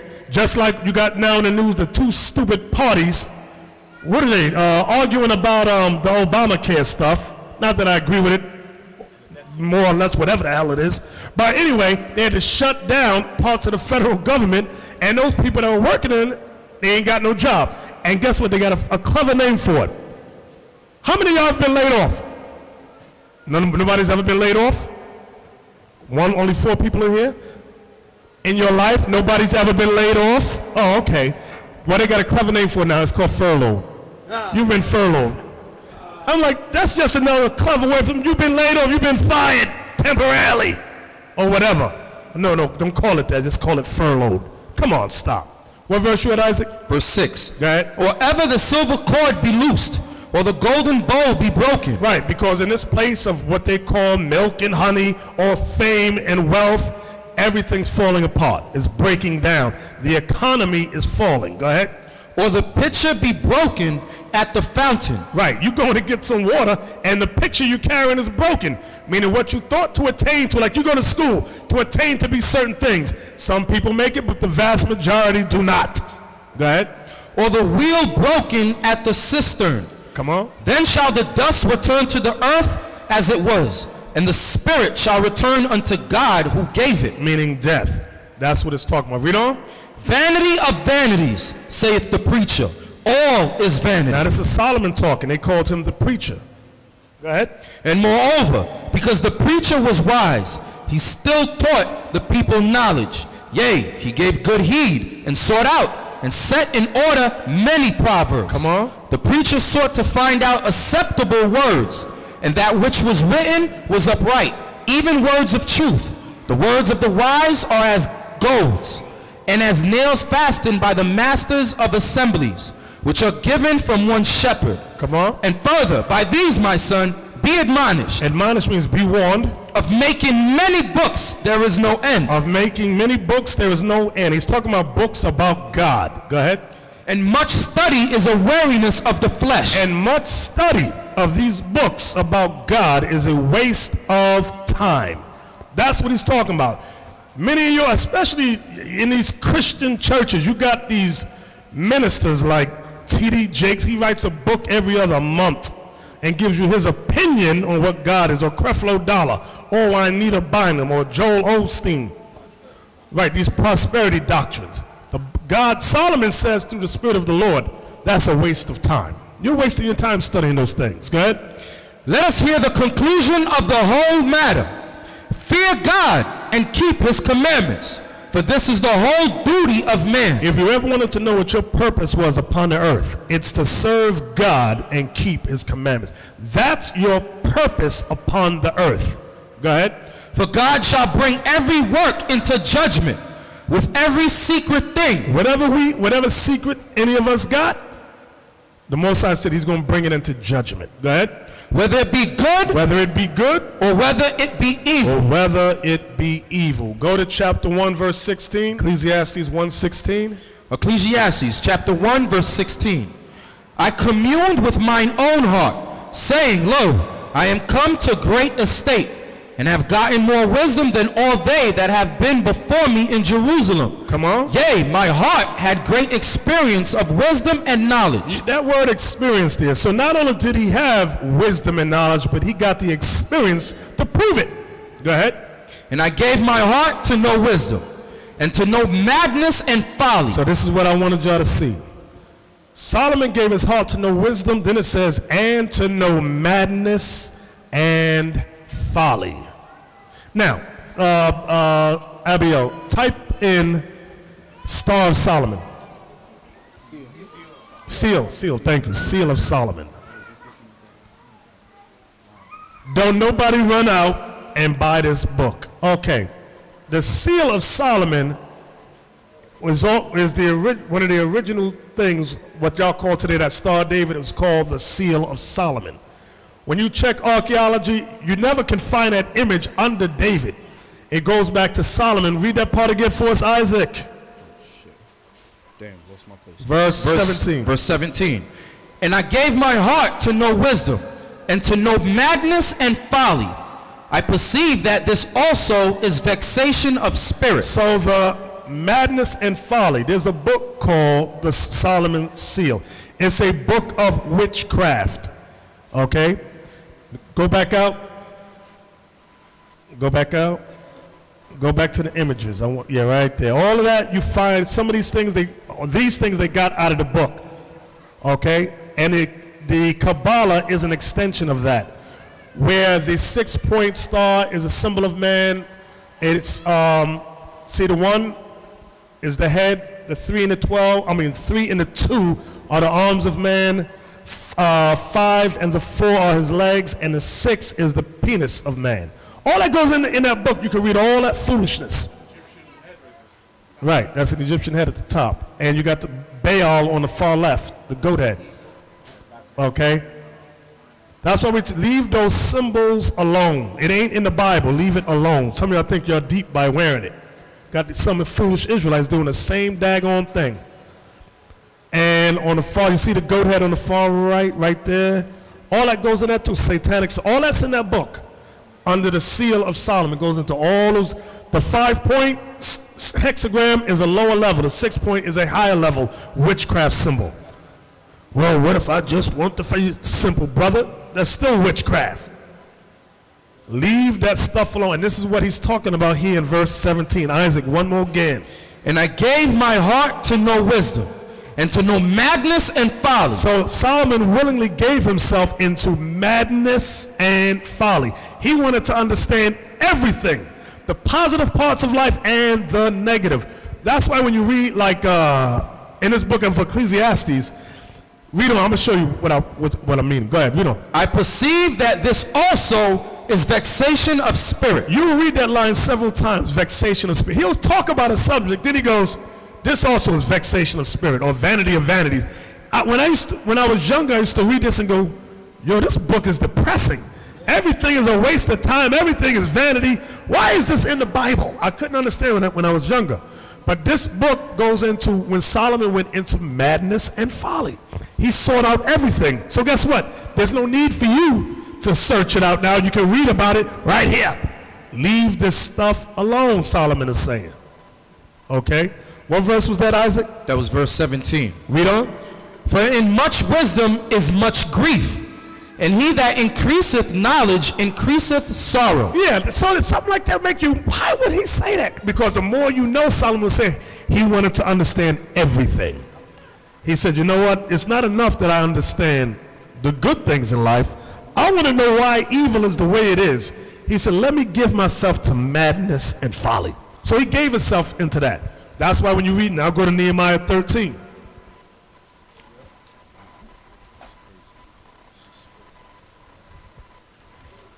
And we tell you, like our instructors told us back in the day, leave those books alone. But we're warning you, leave those books alone. There are books out there made of human flesh or animal flesh. You open a book and a damn demon jump on your head and you cannot get it off of you. They got stuff out there like that. And we tell you, some of that witchcraft stuff is real. Leave it alone. Tell a woman that, because she always try, let me find something. Then she giving us a phone call about demons is on her. How many phone calls we get like that? A lot, all the time. Always from the woman. Saying there's demons and things is happening in their house and spirits and, okay, and what you're doing is giving more power to evil than to the Most High. Right. And like the elder said about those books, that's why you got those dumb, stupid Israelites that watch our videos and look for a triangle, look for the fingers, because they read those witchcraft books. Right. You never heard no Negroes talking about that until them idiot, unlearned Israelites that dig into that witchcraft stuff, then they start bringing it. Okay, because none of y'all don't know what it was. I didn't know what it was until I had to start wondering, where are they getting this from? But those are them dumb, wicked Israelites that they'll wait for a hand gesture and they'll circle it. What does it mean? Because you put your hand a certain way. What power's in that? The only thing that got power that I knew of from growing up is the middle finger. You get a beat down for that. But all that other stuff, that's madness. And some of y'all fall for it. And then email us and ask us, why did the elder put his hand that way? Like an idiot. Like we're going to sit down and answer you. Why y'all got triangles on your clothes? You dummy. Can I say something in reference to the books? These demonic books. Do y'all realize that when people write books, listen to me carefully, when people write books, they write the book from a spiritual context. In other words, any person that writes, they write for the purpose of communication. They're not just writing words just to put them down on paper. They're writing these words down because they want the words to affect the reader. It's like when someone writes a book. They write the book a certain way to entice the reader to visualize the words into pictures. Do y'all follow what I'm saying? When you write, well, you can actually read books that don't have any pictures in it, but as you're reading it, you can formulate crystal clear and vivid color what you're reading. Y'all understand what I'm saying? Well, somebody who wants to communicate an evil thought against the Most High, they would have that kind of thought process while they're writing the book. And you got a book made of human flesh. Could you believe all of that with an old vagina on the cover? All of that's going to affect your mind, which is the purpose of it. Y'all think I'm making this stuff up? Oh, he's just trying to. I'm not trying to be funny. I have seen books like that. I'm not messing with that book. Leave it alone. Exactly. Y'all understand what we're saying? when people write books, there's thought put into the words. They'll choose some words over other words. I don't want to use these words because it's not going to have this kind of effect on it. Let me use these. So when the reader reads this, he'll think like that. Exactly. Hold on. Yeah, that is true what the brother said. Even though in Haiti, they'll tell you that. Some books, these guys be bugged out their mind after they finish reading. They're like normal guys, they become junkies because they're in deep to witchcraft. Exactly. Some books, you're not supposed to be deal with these books. Exactly. There are like those pills and all that back in the time before it was called these things. Witchcraft was based on all these medicines y'all got today, crushed up, and they would take little doses of it to open their mind in the spirit realm and write these books. There would be demons speaking through them. That's why when you go to Acts 19, give me that, Acts 19, and is it 19 I want? Is that it? I'm shooting from the hip. Acts 19:19. Acts 19, verse 19. Listen good. Many of them also which use curious arts. Curious arts means witchcraft. You Israelites walking around with witchcraft books in your camp, you better follow this example. Brought their books together and burned them before all men. What they do? And burned them before all men. Did they teach out of it? And burned them before all men. You got some camps out there with witchcraft books teaching hand symbols. This means one thing, this means that, that means this. Listen, that's witchcraft. Burn those books. That's what God says. Was that it, Isaac? No, there's more. And they counted the price of them and found it 50,000 pieces of silver. Now get me Numbers 23 for the black woman that's always got a demon on her. Talk about somebody put a spell on me. We get so many phone calls. I don't get a phone call from brothers that say this. It's always the woman. I get emails, Asaph get the phone calls. Here we go like this. Oh God, again. Here's another one. Why? Because she's always delving into something. I want to know my future. I want to be over my husband. I want this. Oh, read my palms. Now she got a demon on her. She cried for help. Miss Cleo, Miss Negro. Numbers chapter 23, verse 23. Surely there is no enchantment against Jacob. God says there's no enchantment, no kind of witchcraft against Jacob. Go ahead. Neither is there any divination against Israel. Neither is there any divination against Israelites. Go ahead. According to this time, it shall be said of Jacob and of Israel, what hath God wrought? What hath God wrought? Meaning God has made us his chosen. We are a special people to him. So it's telling you witchcraft don't work on us. That's why when a white man does his spells, he puts us out. They gotta go. Either they kill us and sacrifice us like they used to do, or they make us leave the room. Because the spells don't work around our people. Now when you get into that brujeria, santeria, voodoo, obia, whatever funny name y'all got out there, that's when y'all start getting jacked up because you've not repented and a host of angels don't encamp around you. Some of y'all Latinos, you know your mother's rolling coconuts under your bed. Waking up, why, mommy, why the coconut under my bed? And some of you Haitians, y'all know too. Oh, I got a terrible pregnancy. Well, sister, drink a little urine and it make the pain go to hell. You're nasty. True stuff. Y'all think I'm joking? Yeah, cutting off chicken heads. When I used to live in the Bronx, on Caldwell Avenue, South Bronx, that used to be on people's doorsteps, and it'd be fist fights all out there. People getting stabbed because somebody trying to put a spell on somebody. Craziness. Witch doctor. Why don't they ever hit the lotto? The hell is this? Listen, that is a multi-million-dollar industry. It is. Because from experience, my parents, we used to go to a centro every Saturday. And every Saturday they would tell my parents, someone's doing a trabajo on you, or someone's throwing something on you. We gotta work it. So they freak out. And then $100 later, that was it. Exactly. We would go in for 20 minutes, come back out, and there was like 40 people waiting. You know, that thing today is a big hustle, a big scam. Where I used to work years ago, because those shops about reading your palm are supposed to say that this is for entertainment only. So there was a crackdown to say, find out what it is. And they said it's always, see, I think I'm saying this. I'm not saying it because I'm no male chauvinist. Women get scammed all the time. So what they did, they sent in, this was a setup now, they sent in the black woman to find out what these people were from Albania. You ever seen them gypsies? Yeah. From Albania, a lot of them are into that too. So they go in and they send the black woman in. Black woman, you're on. She goes in, hi, how you doing? Now the first thing they do, I'm gonna tell y'all, they look at you from head to toe.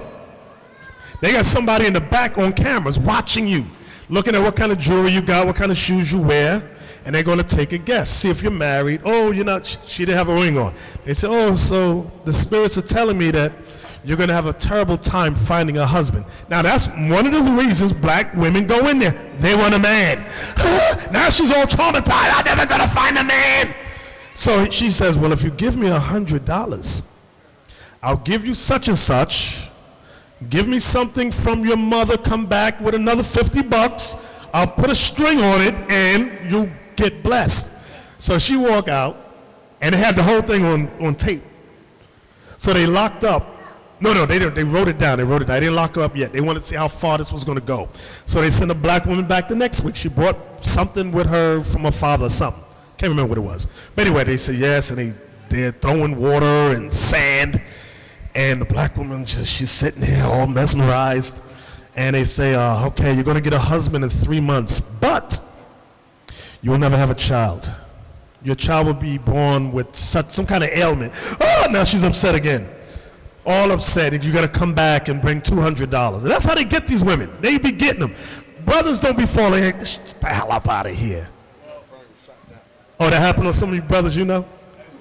Your father, they got your dad?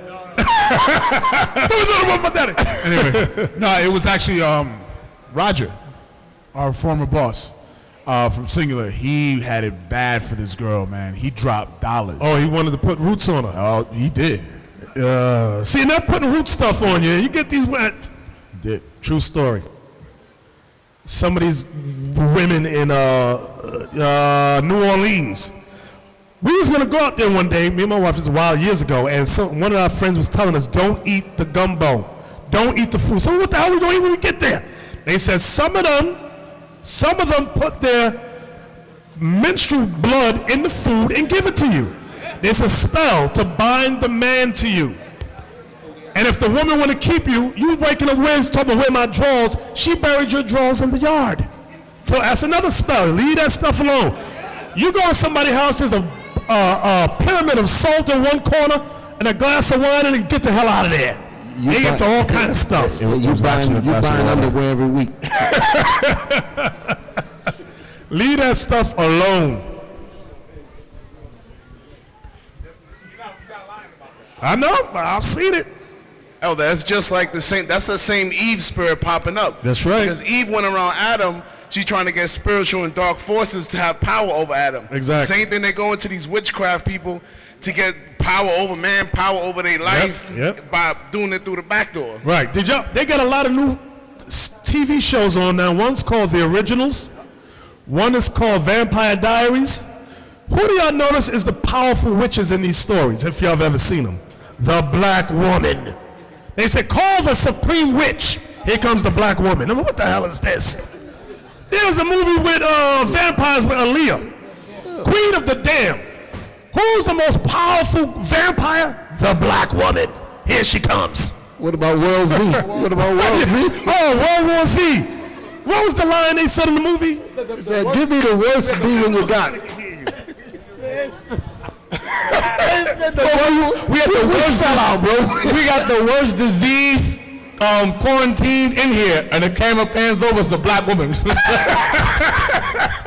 Look like a zombie. It's a zombie woman. Right. This is where Queen of the Damned, and she was ancient from Egypt. She was one of the first, whatever the story was. she got, you know, Most High put her to death after that. Now, I'm sorry I digressed. We were talking about, we went into all that because Solomon went into madness and folly. Nehemiah 13, this is what I wanted to get to. We read this last week. We're almost done. Nehemiah chapter 13, verse 23. Verse 23. In those days also saw I Jews that had married wives of Ashdod, of Ammon, and of Moab. Chinese.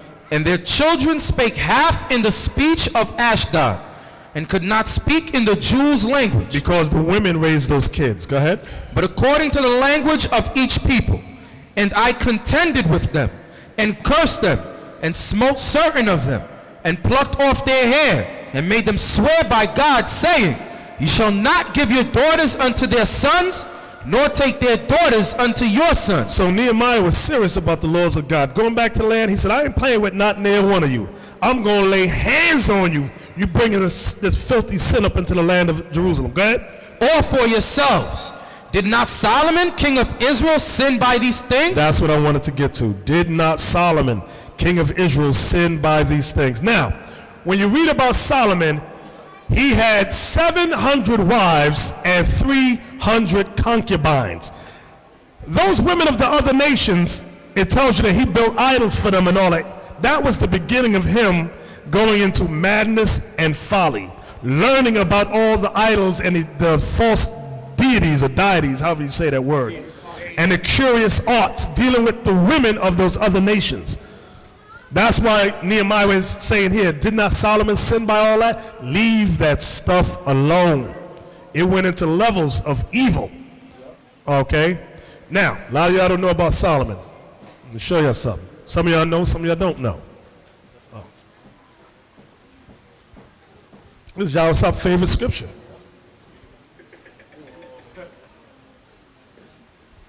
Second Samuel chapter 7 verse 12. Verse 12.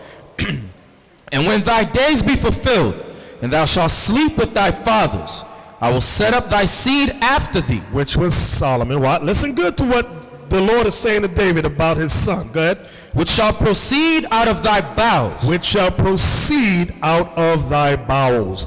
Meaning out of your what? Out of your penis. That's what he's talking about. His sperm. Go ahead. And I will establish his kingdom. He shall build an house for my name. Now we all know that Solomon built a house for God's name. Right or wrong? Yes. All right, read on. And I will establish the throne of his kingdom forever. Now there's the part right there. And I will establish the throne of his kingdom for how long? Forever. Forever. Was Solomon's kingdom forever? No. How long was it? 40 years. Write that down. Solomon's kingdom lasted 40 years only. Read again, Isaac. He shall build an house for my name, and I will establish the throne of his kingdom forever. I will be his father, and he shall be my son. Y'all hear that? I will be his father, he shall be my son. Read.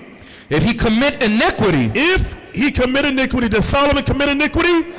Yes, he did. Go ahead. I will chasten him with the rod of men. Wait. Did God chastise Solomon with the rod of men? No, he was not chastised with the rod of men. Go ahead, was that it? Nope. And with the stripes of the children of men. And with the stripes. You know what stripes are? When you're getting whipped. Whoosh. None of that happened to Solomon. So that will make you sit back and go, I'm confused about this part right here. Was that it, Isaac? Yes, sir. Now, you got to ask yourself, well, God said it, but it didn't happen to Solomon. Go to Isaiah 53:5, prophecy about Christ.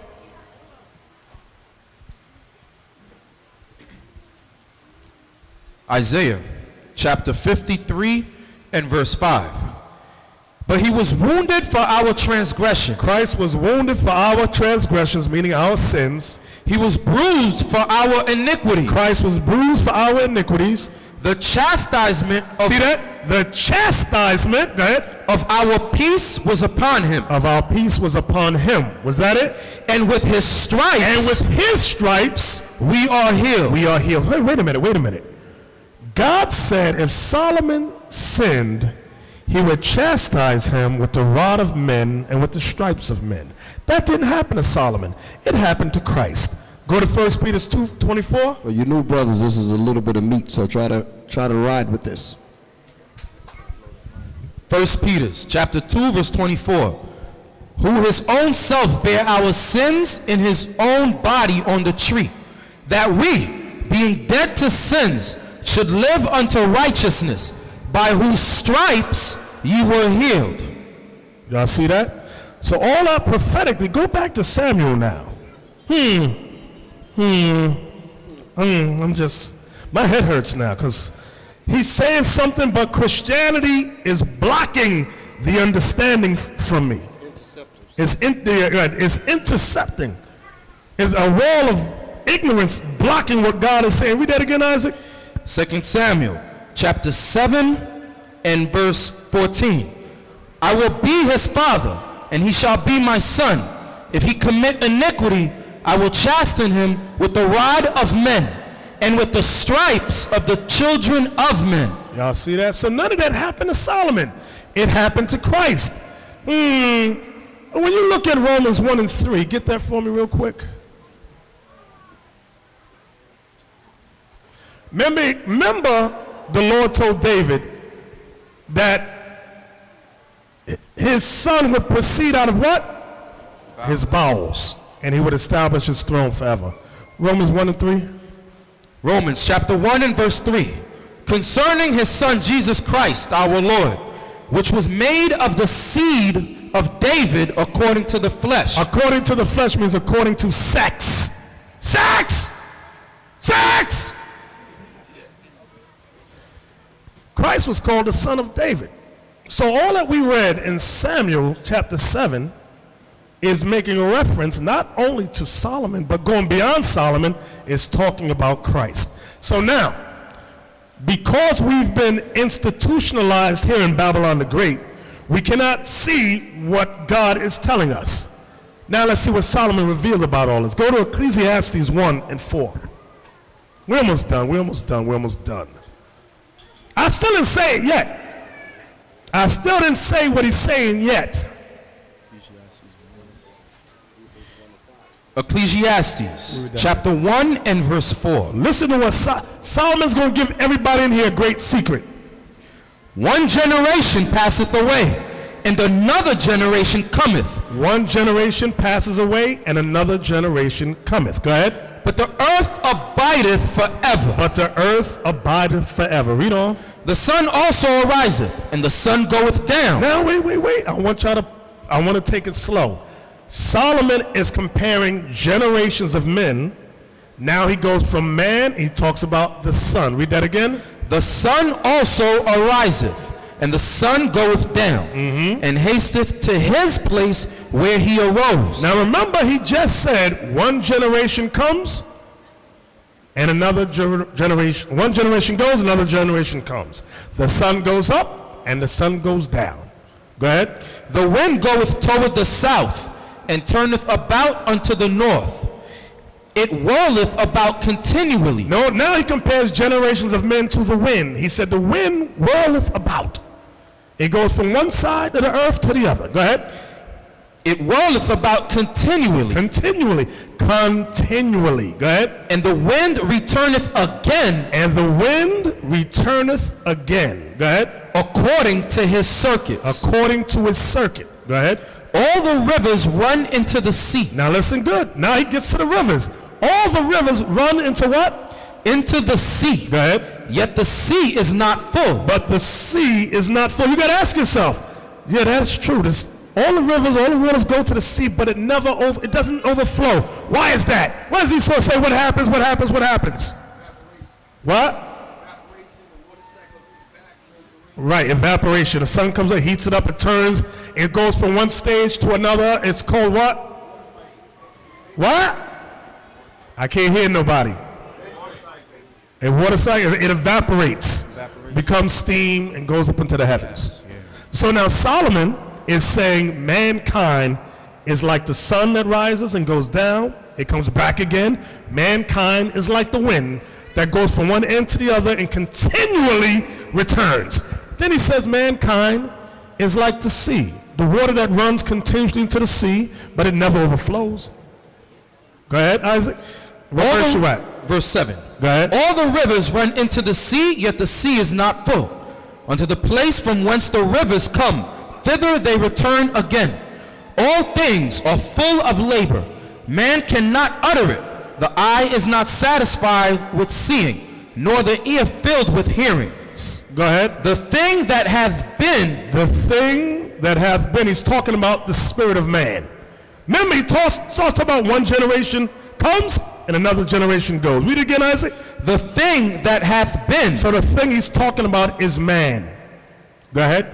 It is that which shall be. It is that which shall be. Go ahead. And that which is done is that which shall be done. And that which is done, that man have done, is that which shall be done. Go ahead. And there is no new thing under the sun. There's no new spirit under the sun. That's what Solomon's telling you. That's a hard thing, because you're like, the American blocking now, you're going, wait a minute. What is this talking about? Regeneration. Now, why some people might say, is this reincarnation? What is reincarnation? And why is that? Is that the proper word or the wrong word? Let me hear Gedaliah. Who has the mic? Pass it up. Reincarnation, is that the right word or the improper? I'm curious. Go ahead. Reincarnation is, according to smelly Elamites, where if you do good in life, when you're born again, you become a better person, you become your better status, or if you do bad, you're lowered or become a cockroach, an animal, stuff like that. Okay, very good. You want to add to that? Reincarnation is that you always come back as an animal. As an animal, right. You come back as a goat, a sheep. You don't. That's not what the Most High does. You come back as man. So, because we've been Babylonianized, I made a new word up, Negroized here, we can't, we'll read that and go, no, it can't be that. Let me help you. Go to Job 19:25.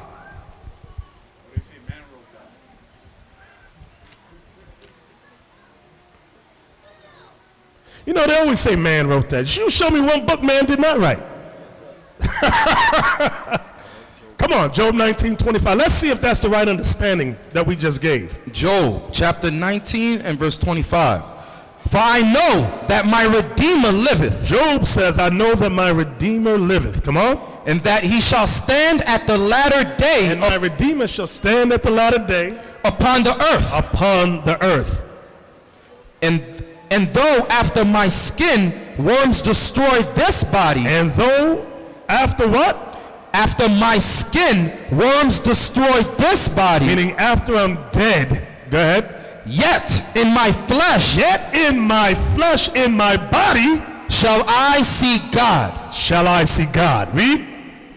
Whom I shall see for myself. Whom I shall see for myself. And mine eyes shall behold. And my eyes shall behold. Was that it, Isaac? Nope. Go ahead. And not another. And not another. So, was that it? I went down to 27. Though my reins be consumed within me. Though my reins be consumed within me. So Job is telling you, I'm coming back. That's too hard for a Negro because you've been Americanized, Babylonianized, institutionalized. No, that's I can't accept that. Let me get you another one, Matthew 17:11. Come on. We going to the New Testament. Matthew chapter 17 and verse 11. And Jesus answered and said unto them, Elias truly shall first come and restore all things. Elijah truly shall first come and restore all things. But I say unto you that Elias is come already. That he came already? And they knew him not. And they knew him not. But have done unto him whatsoever they listed. Read.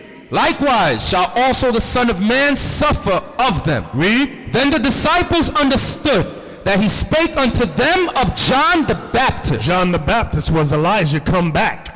That's too hard for a Christian. Why? Because you've been mentally corrupt. Your brain has been scandalized. So you cannot accept things that we all knew and understood at one time. Okay, get me Revelation 10:11. Revelation chapter 10 and verse 11. And he said unto me, talking to John the Revelator, thou must prophesy again. Again, if you know history, John the Revelator died on the island of Patmos. What do you mean you're going to prophesy again? He dead and gone. Go ahead.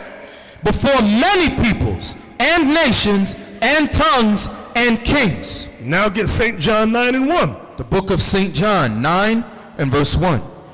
And as Jesus passed by, he saw a man which was blind from his birth. From his birth. Go ahead. And his disciples asked him, saying, Master, who did sin? This man or... Stop. Don't read it too fast. Read it again. And his disciples asked him, saying, Master. No, read the whole verse again, slow. Verse 1. And as Jesus passed by, he saw a man which was blind from his birth. No, blind from his birth. He was born that way. Read. And his disciples asked him, saying, Master, who did sin? This man? Why would they ask did this man sin to be like that? He was born blind. That's an odd question. That is an odd question. He was born that way. That's too deep for a Negro. They understood what? What did they understand that y'all don't know today? Somebody help me. Regeneration. He was from the past. Go ahead, read again, Isaac. And his disciples asked him, saying, Master, who did sin? This man or his parents? Or was he like that because something his parents did? Now when you read on, Christ said, no, neither him nor his parents. Why did, read it. That he was born blind. Jesus answered, neither hath this man sinned. Wait a minute. Let's pause there. Neither has this man sinned. Sin when? In his past life. Go ahead. Nor his parents. Go ahead. But that the works of God should be made manifest in him. So why didn't Christ say, Peter, what's wrong with y'all? What do you mean? Did this man sin? That's the message. Christ didn't look at the disciples and say, what the hell are y'all talking about? They understood because Christ had taught them about that. Christ taught the disciples, so they knew what to ask him. They said, is this one of the examples of what you taught us? That's what they was asking. Right. Exactly. Here's another one, 2 Ezra 1:38. This is why, you ever see or know babies that are aborted, babies that die from an early age. Then you read about the final judgment and you go, how is there going to be a judgment for this baby? Solomon said, is there anything whereof you may say this is new? It has been of old. That's why there's going to be a judgment day for all flesh. That baby never did nothing. You don't know what you're talking about. You are in your American state of mind. That baby been here many times. That baby that just died or that you aborted been here many times and done much wickedness. That's for another class. Go ahead. 2 Ezra chapter 1 and verse 38. And now, brother, behold what glory, and see the people that cometh from the east, unto whom I will give for leaders Abraham, he already dead and gone. Hey, how you gonna be a leader? He's talking about the last days. The Lord gonna raise these men up. Go ahead. Isaac. And Jacob. Read. Osias, which is Hosea. Amos. And Micah. Joel. Abdias. Obadiah. And Jonah.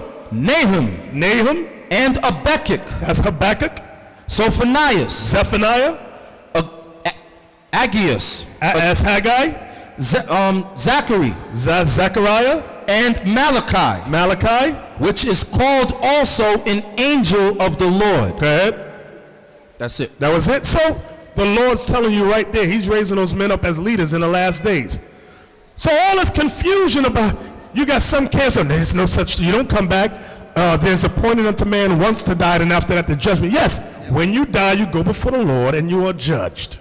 Then, if it ain't these last days, you return. Was there more, Isaac, or no, that was it? No, I had another precept for you. Go ahead, what you got? Matthew 24 and verse 34. Go ahead. Christ said, verily I say unto you, this generation shall not pass till all these things be fulfilled. Right, very good. This generation shall not. That generation died and gone. That generation died and gone. He's talking about, in that chapter, he's talking about the second coming and all that. What was he talking about? That wicked generation is back here today. Yes, Lava. It's just what Isaac just reading, telling your brothers that who convert, you don't know who's who. That's why when you watch on YouTube, you see brother just run their mouth to another brother, who don't do nothing wrong with them, to them. You have to know this walk, what it's about. They know who we are. Their spirit know that. But they will not convert to you. You understand? They know that we are about God's commandment. They don't know who we are. You're never going to catch us talk evil of a brother. You understand why? Because we understand things they don't understand. Get Deuteronomy chapter 28. No, I don't want 68. Give me Deuteronomy. First, give me Deuteronomy 1 and 1. Let's do that first. Deuteronomy 1 and 1, and then Deuteronomy 28. Just going in step with what the elder just brought out. Now, that was some heavy information that just got dropped on you. Do y'all agree? Now, let me see if they got it, though. So, who, I want some new hands. Who was Solomon? Yes, Tobiah. Solomon was Christ. Exactly. Solomon was Christ. Go ahead. Deuteronomy, chapter 1 and verse 1. I just want the top part of it. Come on. These be the words which Moses spake unto all Israel. So who was Moses speaking to? The children of Israel. Now give me the 28th chapter. I want y'all to listen as I go through this. Deuteronomy chapter 28 and verse 32. Listen. Deuteronomy 28 verse 32. Verse 32. Thy sons and thy daughters shall be given unto another people. Now, who knows the history about what happened during the time when Moses said this to the nation of Israel? Ezekiel. Watch how this comes together. We were in the Yes. We were in the wilderness at this time. Which one you got? 10. Okay, go ahead. Speak again. We were in the wilderness at this time. We were in the wilderness at this time, right? Right. Read it again. Thy sons and thy daughters. So Moses was speaking to the Israelites that was in the wilderness, and what did Moses say to that generation that was there? Shall be given unto another people. Did the generation of that time, were their sons and daughters sold to another people? So what was Moses talking about? You see that? So he literally meant that generation there, but it didn't happen in that time period.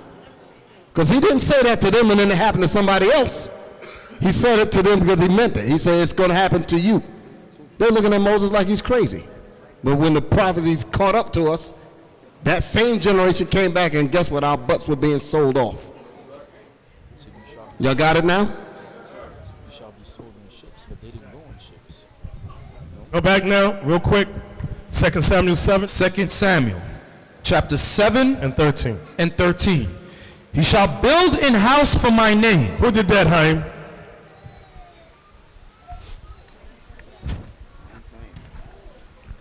Right here, Solomon. All right, give Isaac the mic, and somebody give him the mic that's over here. Come up, Isaac. He shall build an house for my name, and I will establish the throne of his kingdom forever. Haim, was Solomon's kingdom forever? No, it was not. Read on, Isaac. I will be his father, and he shall be my son. I will be his father, and he will be my son. Now that sounds very similar to what the Lord said about Christ. Remember he got baptized? He said, this is my what? This is my beloved son, in whom I well please. Read on. If he commit iniquity. Did Solomon commit iniquity, Haim? Yes, he did. Yes, he did. Read. I will chasten him with the rod of men. Did God chastise him with this rod of men? No. No, he did not. Go ahead. And with the stripes of the children of men. Was Solomon whipped with the stripes of men? No. Was Christ chastised? Yes, he was. Was he whipped with the stripes of men? Yes. You got to see the correlation in there. What he's talking about, Solomon, was not fulfilled until Christ came. Understood. That's what he's saying. Go ahead. Hold it. Keep the microphone. Isaac, give me the book of Hebrews, chapter 1 and 5. This to further seal it up. Hebrews 1 and 5, and hold at Samuel's. Just in case all of the cobwebs didn't get cleared up. We're going to clear them up now. The book of Hebrews, chapter 1 and verse 5. For unto which of the angels said he at any time, Thou art my son? That wasn't said to none of the angels. That was only said to Christ. You with me so far? Come on. This day have I begotten thee. That's what the elder spoke about before after he was baptized. You're with me? Come on. And again, I will. And what? And again. And what? Again. And what? Again. I will be to him a father. He said, and again I will be to him a father. Why is it saying again there? Because he used to come back. Because it was said in Samuel's. Go back to Samuel's. Because it was said the first time through the prophet Nathan. 2 Samuel, chapter 7 and verse 14. I will be his father. That's when it was said the first time. It was told to David in secret. You got that? Now we know that's kind of hard for some of y'all. We're going to take it easy. Last script. Yes, get a lie. I just had a question. I just want to understand. So because Solomon created iniquity in his lifetime, he later then got whipped as Christ. Exactly. Okay. That's when Christ took on all the transgressions of Israel. Okay. Last scripture, Revelation 20 and 11. This is what I was saying earlier. Some of y'all wondering about babies that die and all that. They've been here before. Here's the proof. Where actually we already proved it when it said there's nothing new under the sun. Revelation chapter 20 and verse 11. And I saw a great white throne, and him that sat on it, from whose face the earth and the heaven fled away. You know what that means? This is when the Most High God comes on the scene. It says, before whom the earth and the heaven fled away. Meaning when the Most High comes on the scene, nobody got nothing to say. You got many black men and black women especially think when the Lord come, they're going to argue him down. It says the earth and the heaven flee away from him. You have nothing to say. If you try, you dead. Go ahead. And there was found no place for them. And that's the proof. There was found no place for the heavens or the earth before him. Read. And I saw the dead, small and great, stand before God. That means everyone. Read.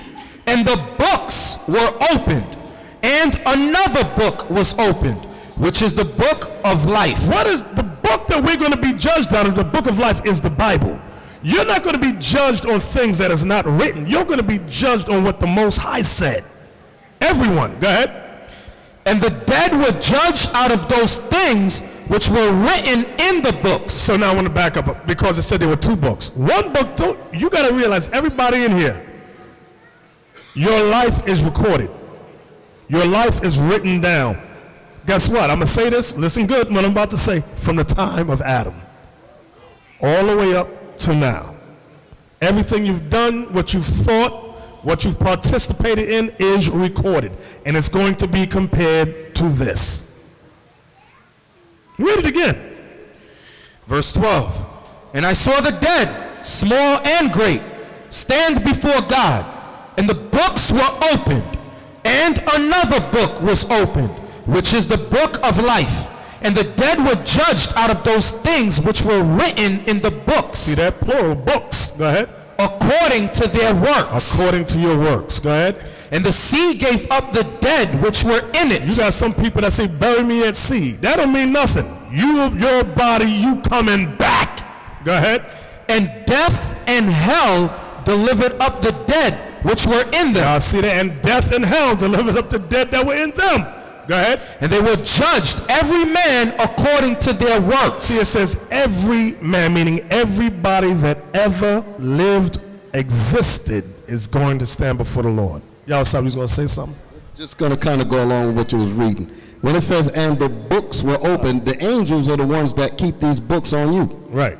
Okay, so it's a courtroom going on with the Most High in that judgment. Mm-hmm. When the Most High opens up the Bible, because that's the book of life that he's going to judge you with, the angels bring forth the books that are recorded on all of us.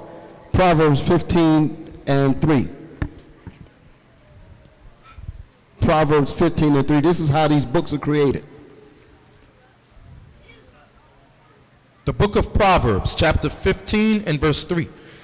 The eyes of the Lord are in every place. Meaning that they're everywhere. Regardless of where you think you're going to hide, you ain't hiding nothing. The Most High said that the eyes of the Lord are in every place. That's the angels. That's the angels. Go ahead.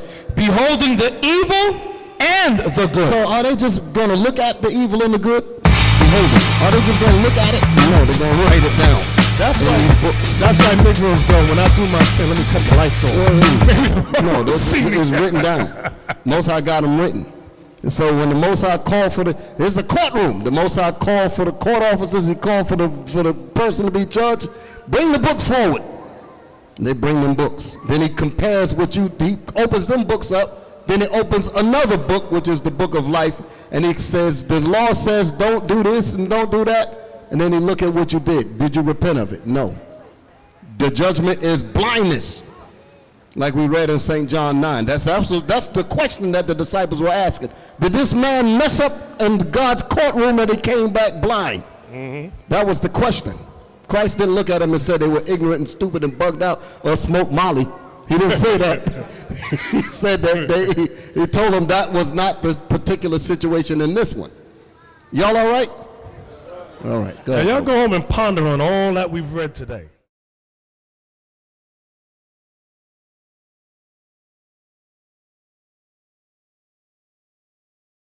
Attention, attention. America is on the brink of destruction. America, according to the Holy Bible, is called Babylon the Great. America has spent billions of dollars to keep something secret from you. But I'm here to let you know, to all you black men and Latino men, you're not blacks and you're not Latinos. You make up the 12 tribes of the nation of Israel, conquered and destroyed between 1492 and 1620, according to Deuteronomy chapter 28, according to the King James Holy Bible 1611. Conquered, destroyed, renamed, reclassified. According to 2nd Ezra chapter 13, verse 40 to 45, you are the descendants of Abraham, Isaac, and Jacob. Those are your forefathers. Those are your ancestors. Wake up. Christianity has conquered and destroyed our people, brainwashed us, set up and based upon lies. The deliverer is Jesus the Christ, the Black Messiah. Revelation chapter 1, verse 14.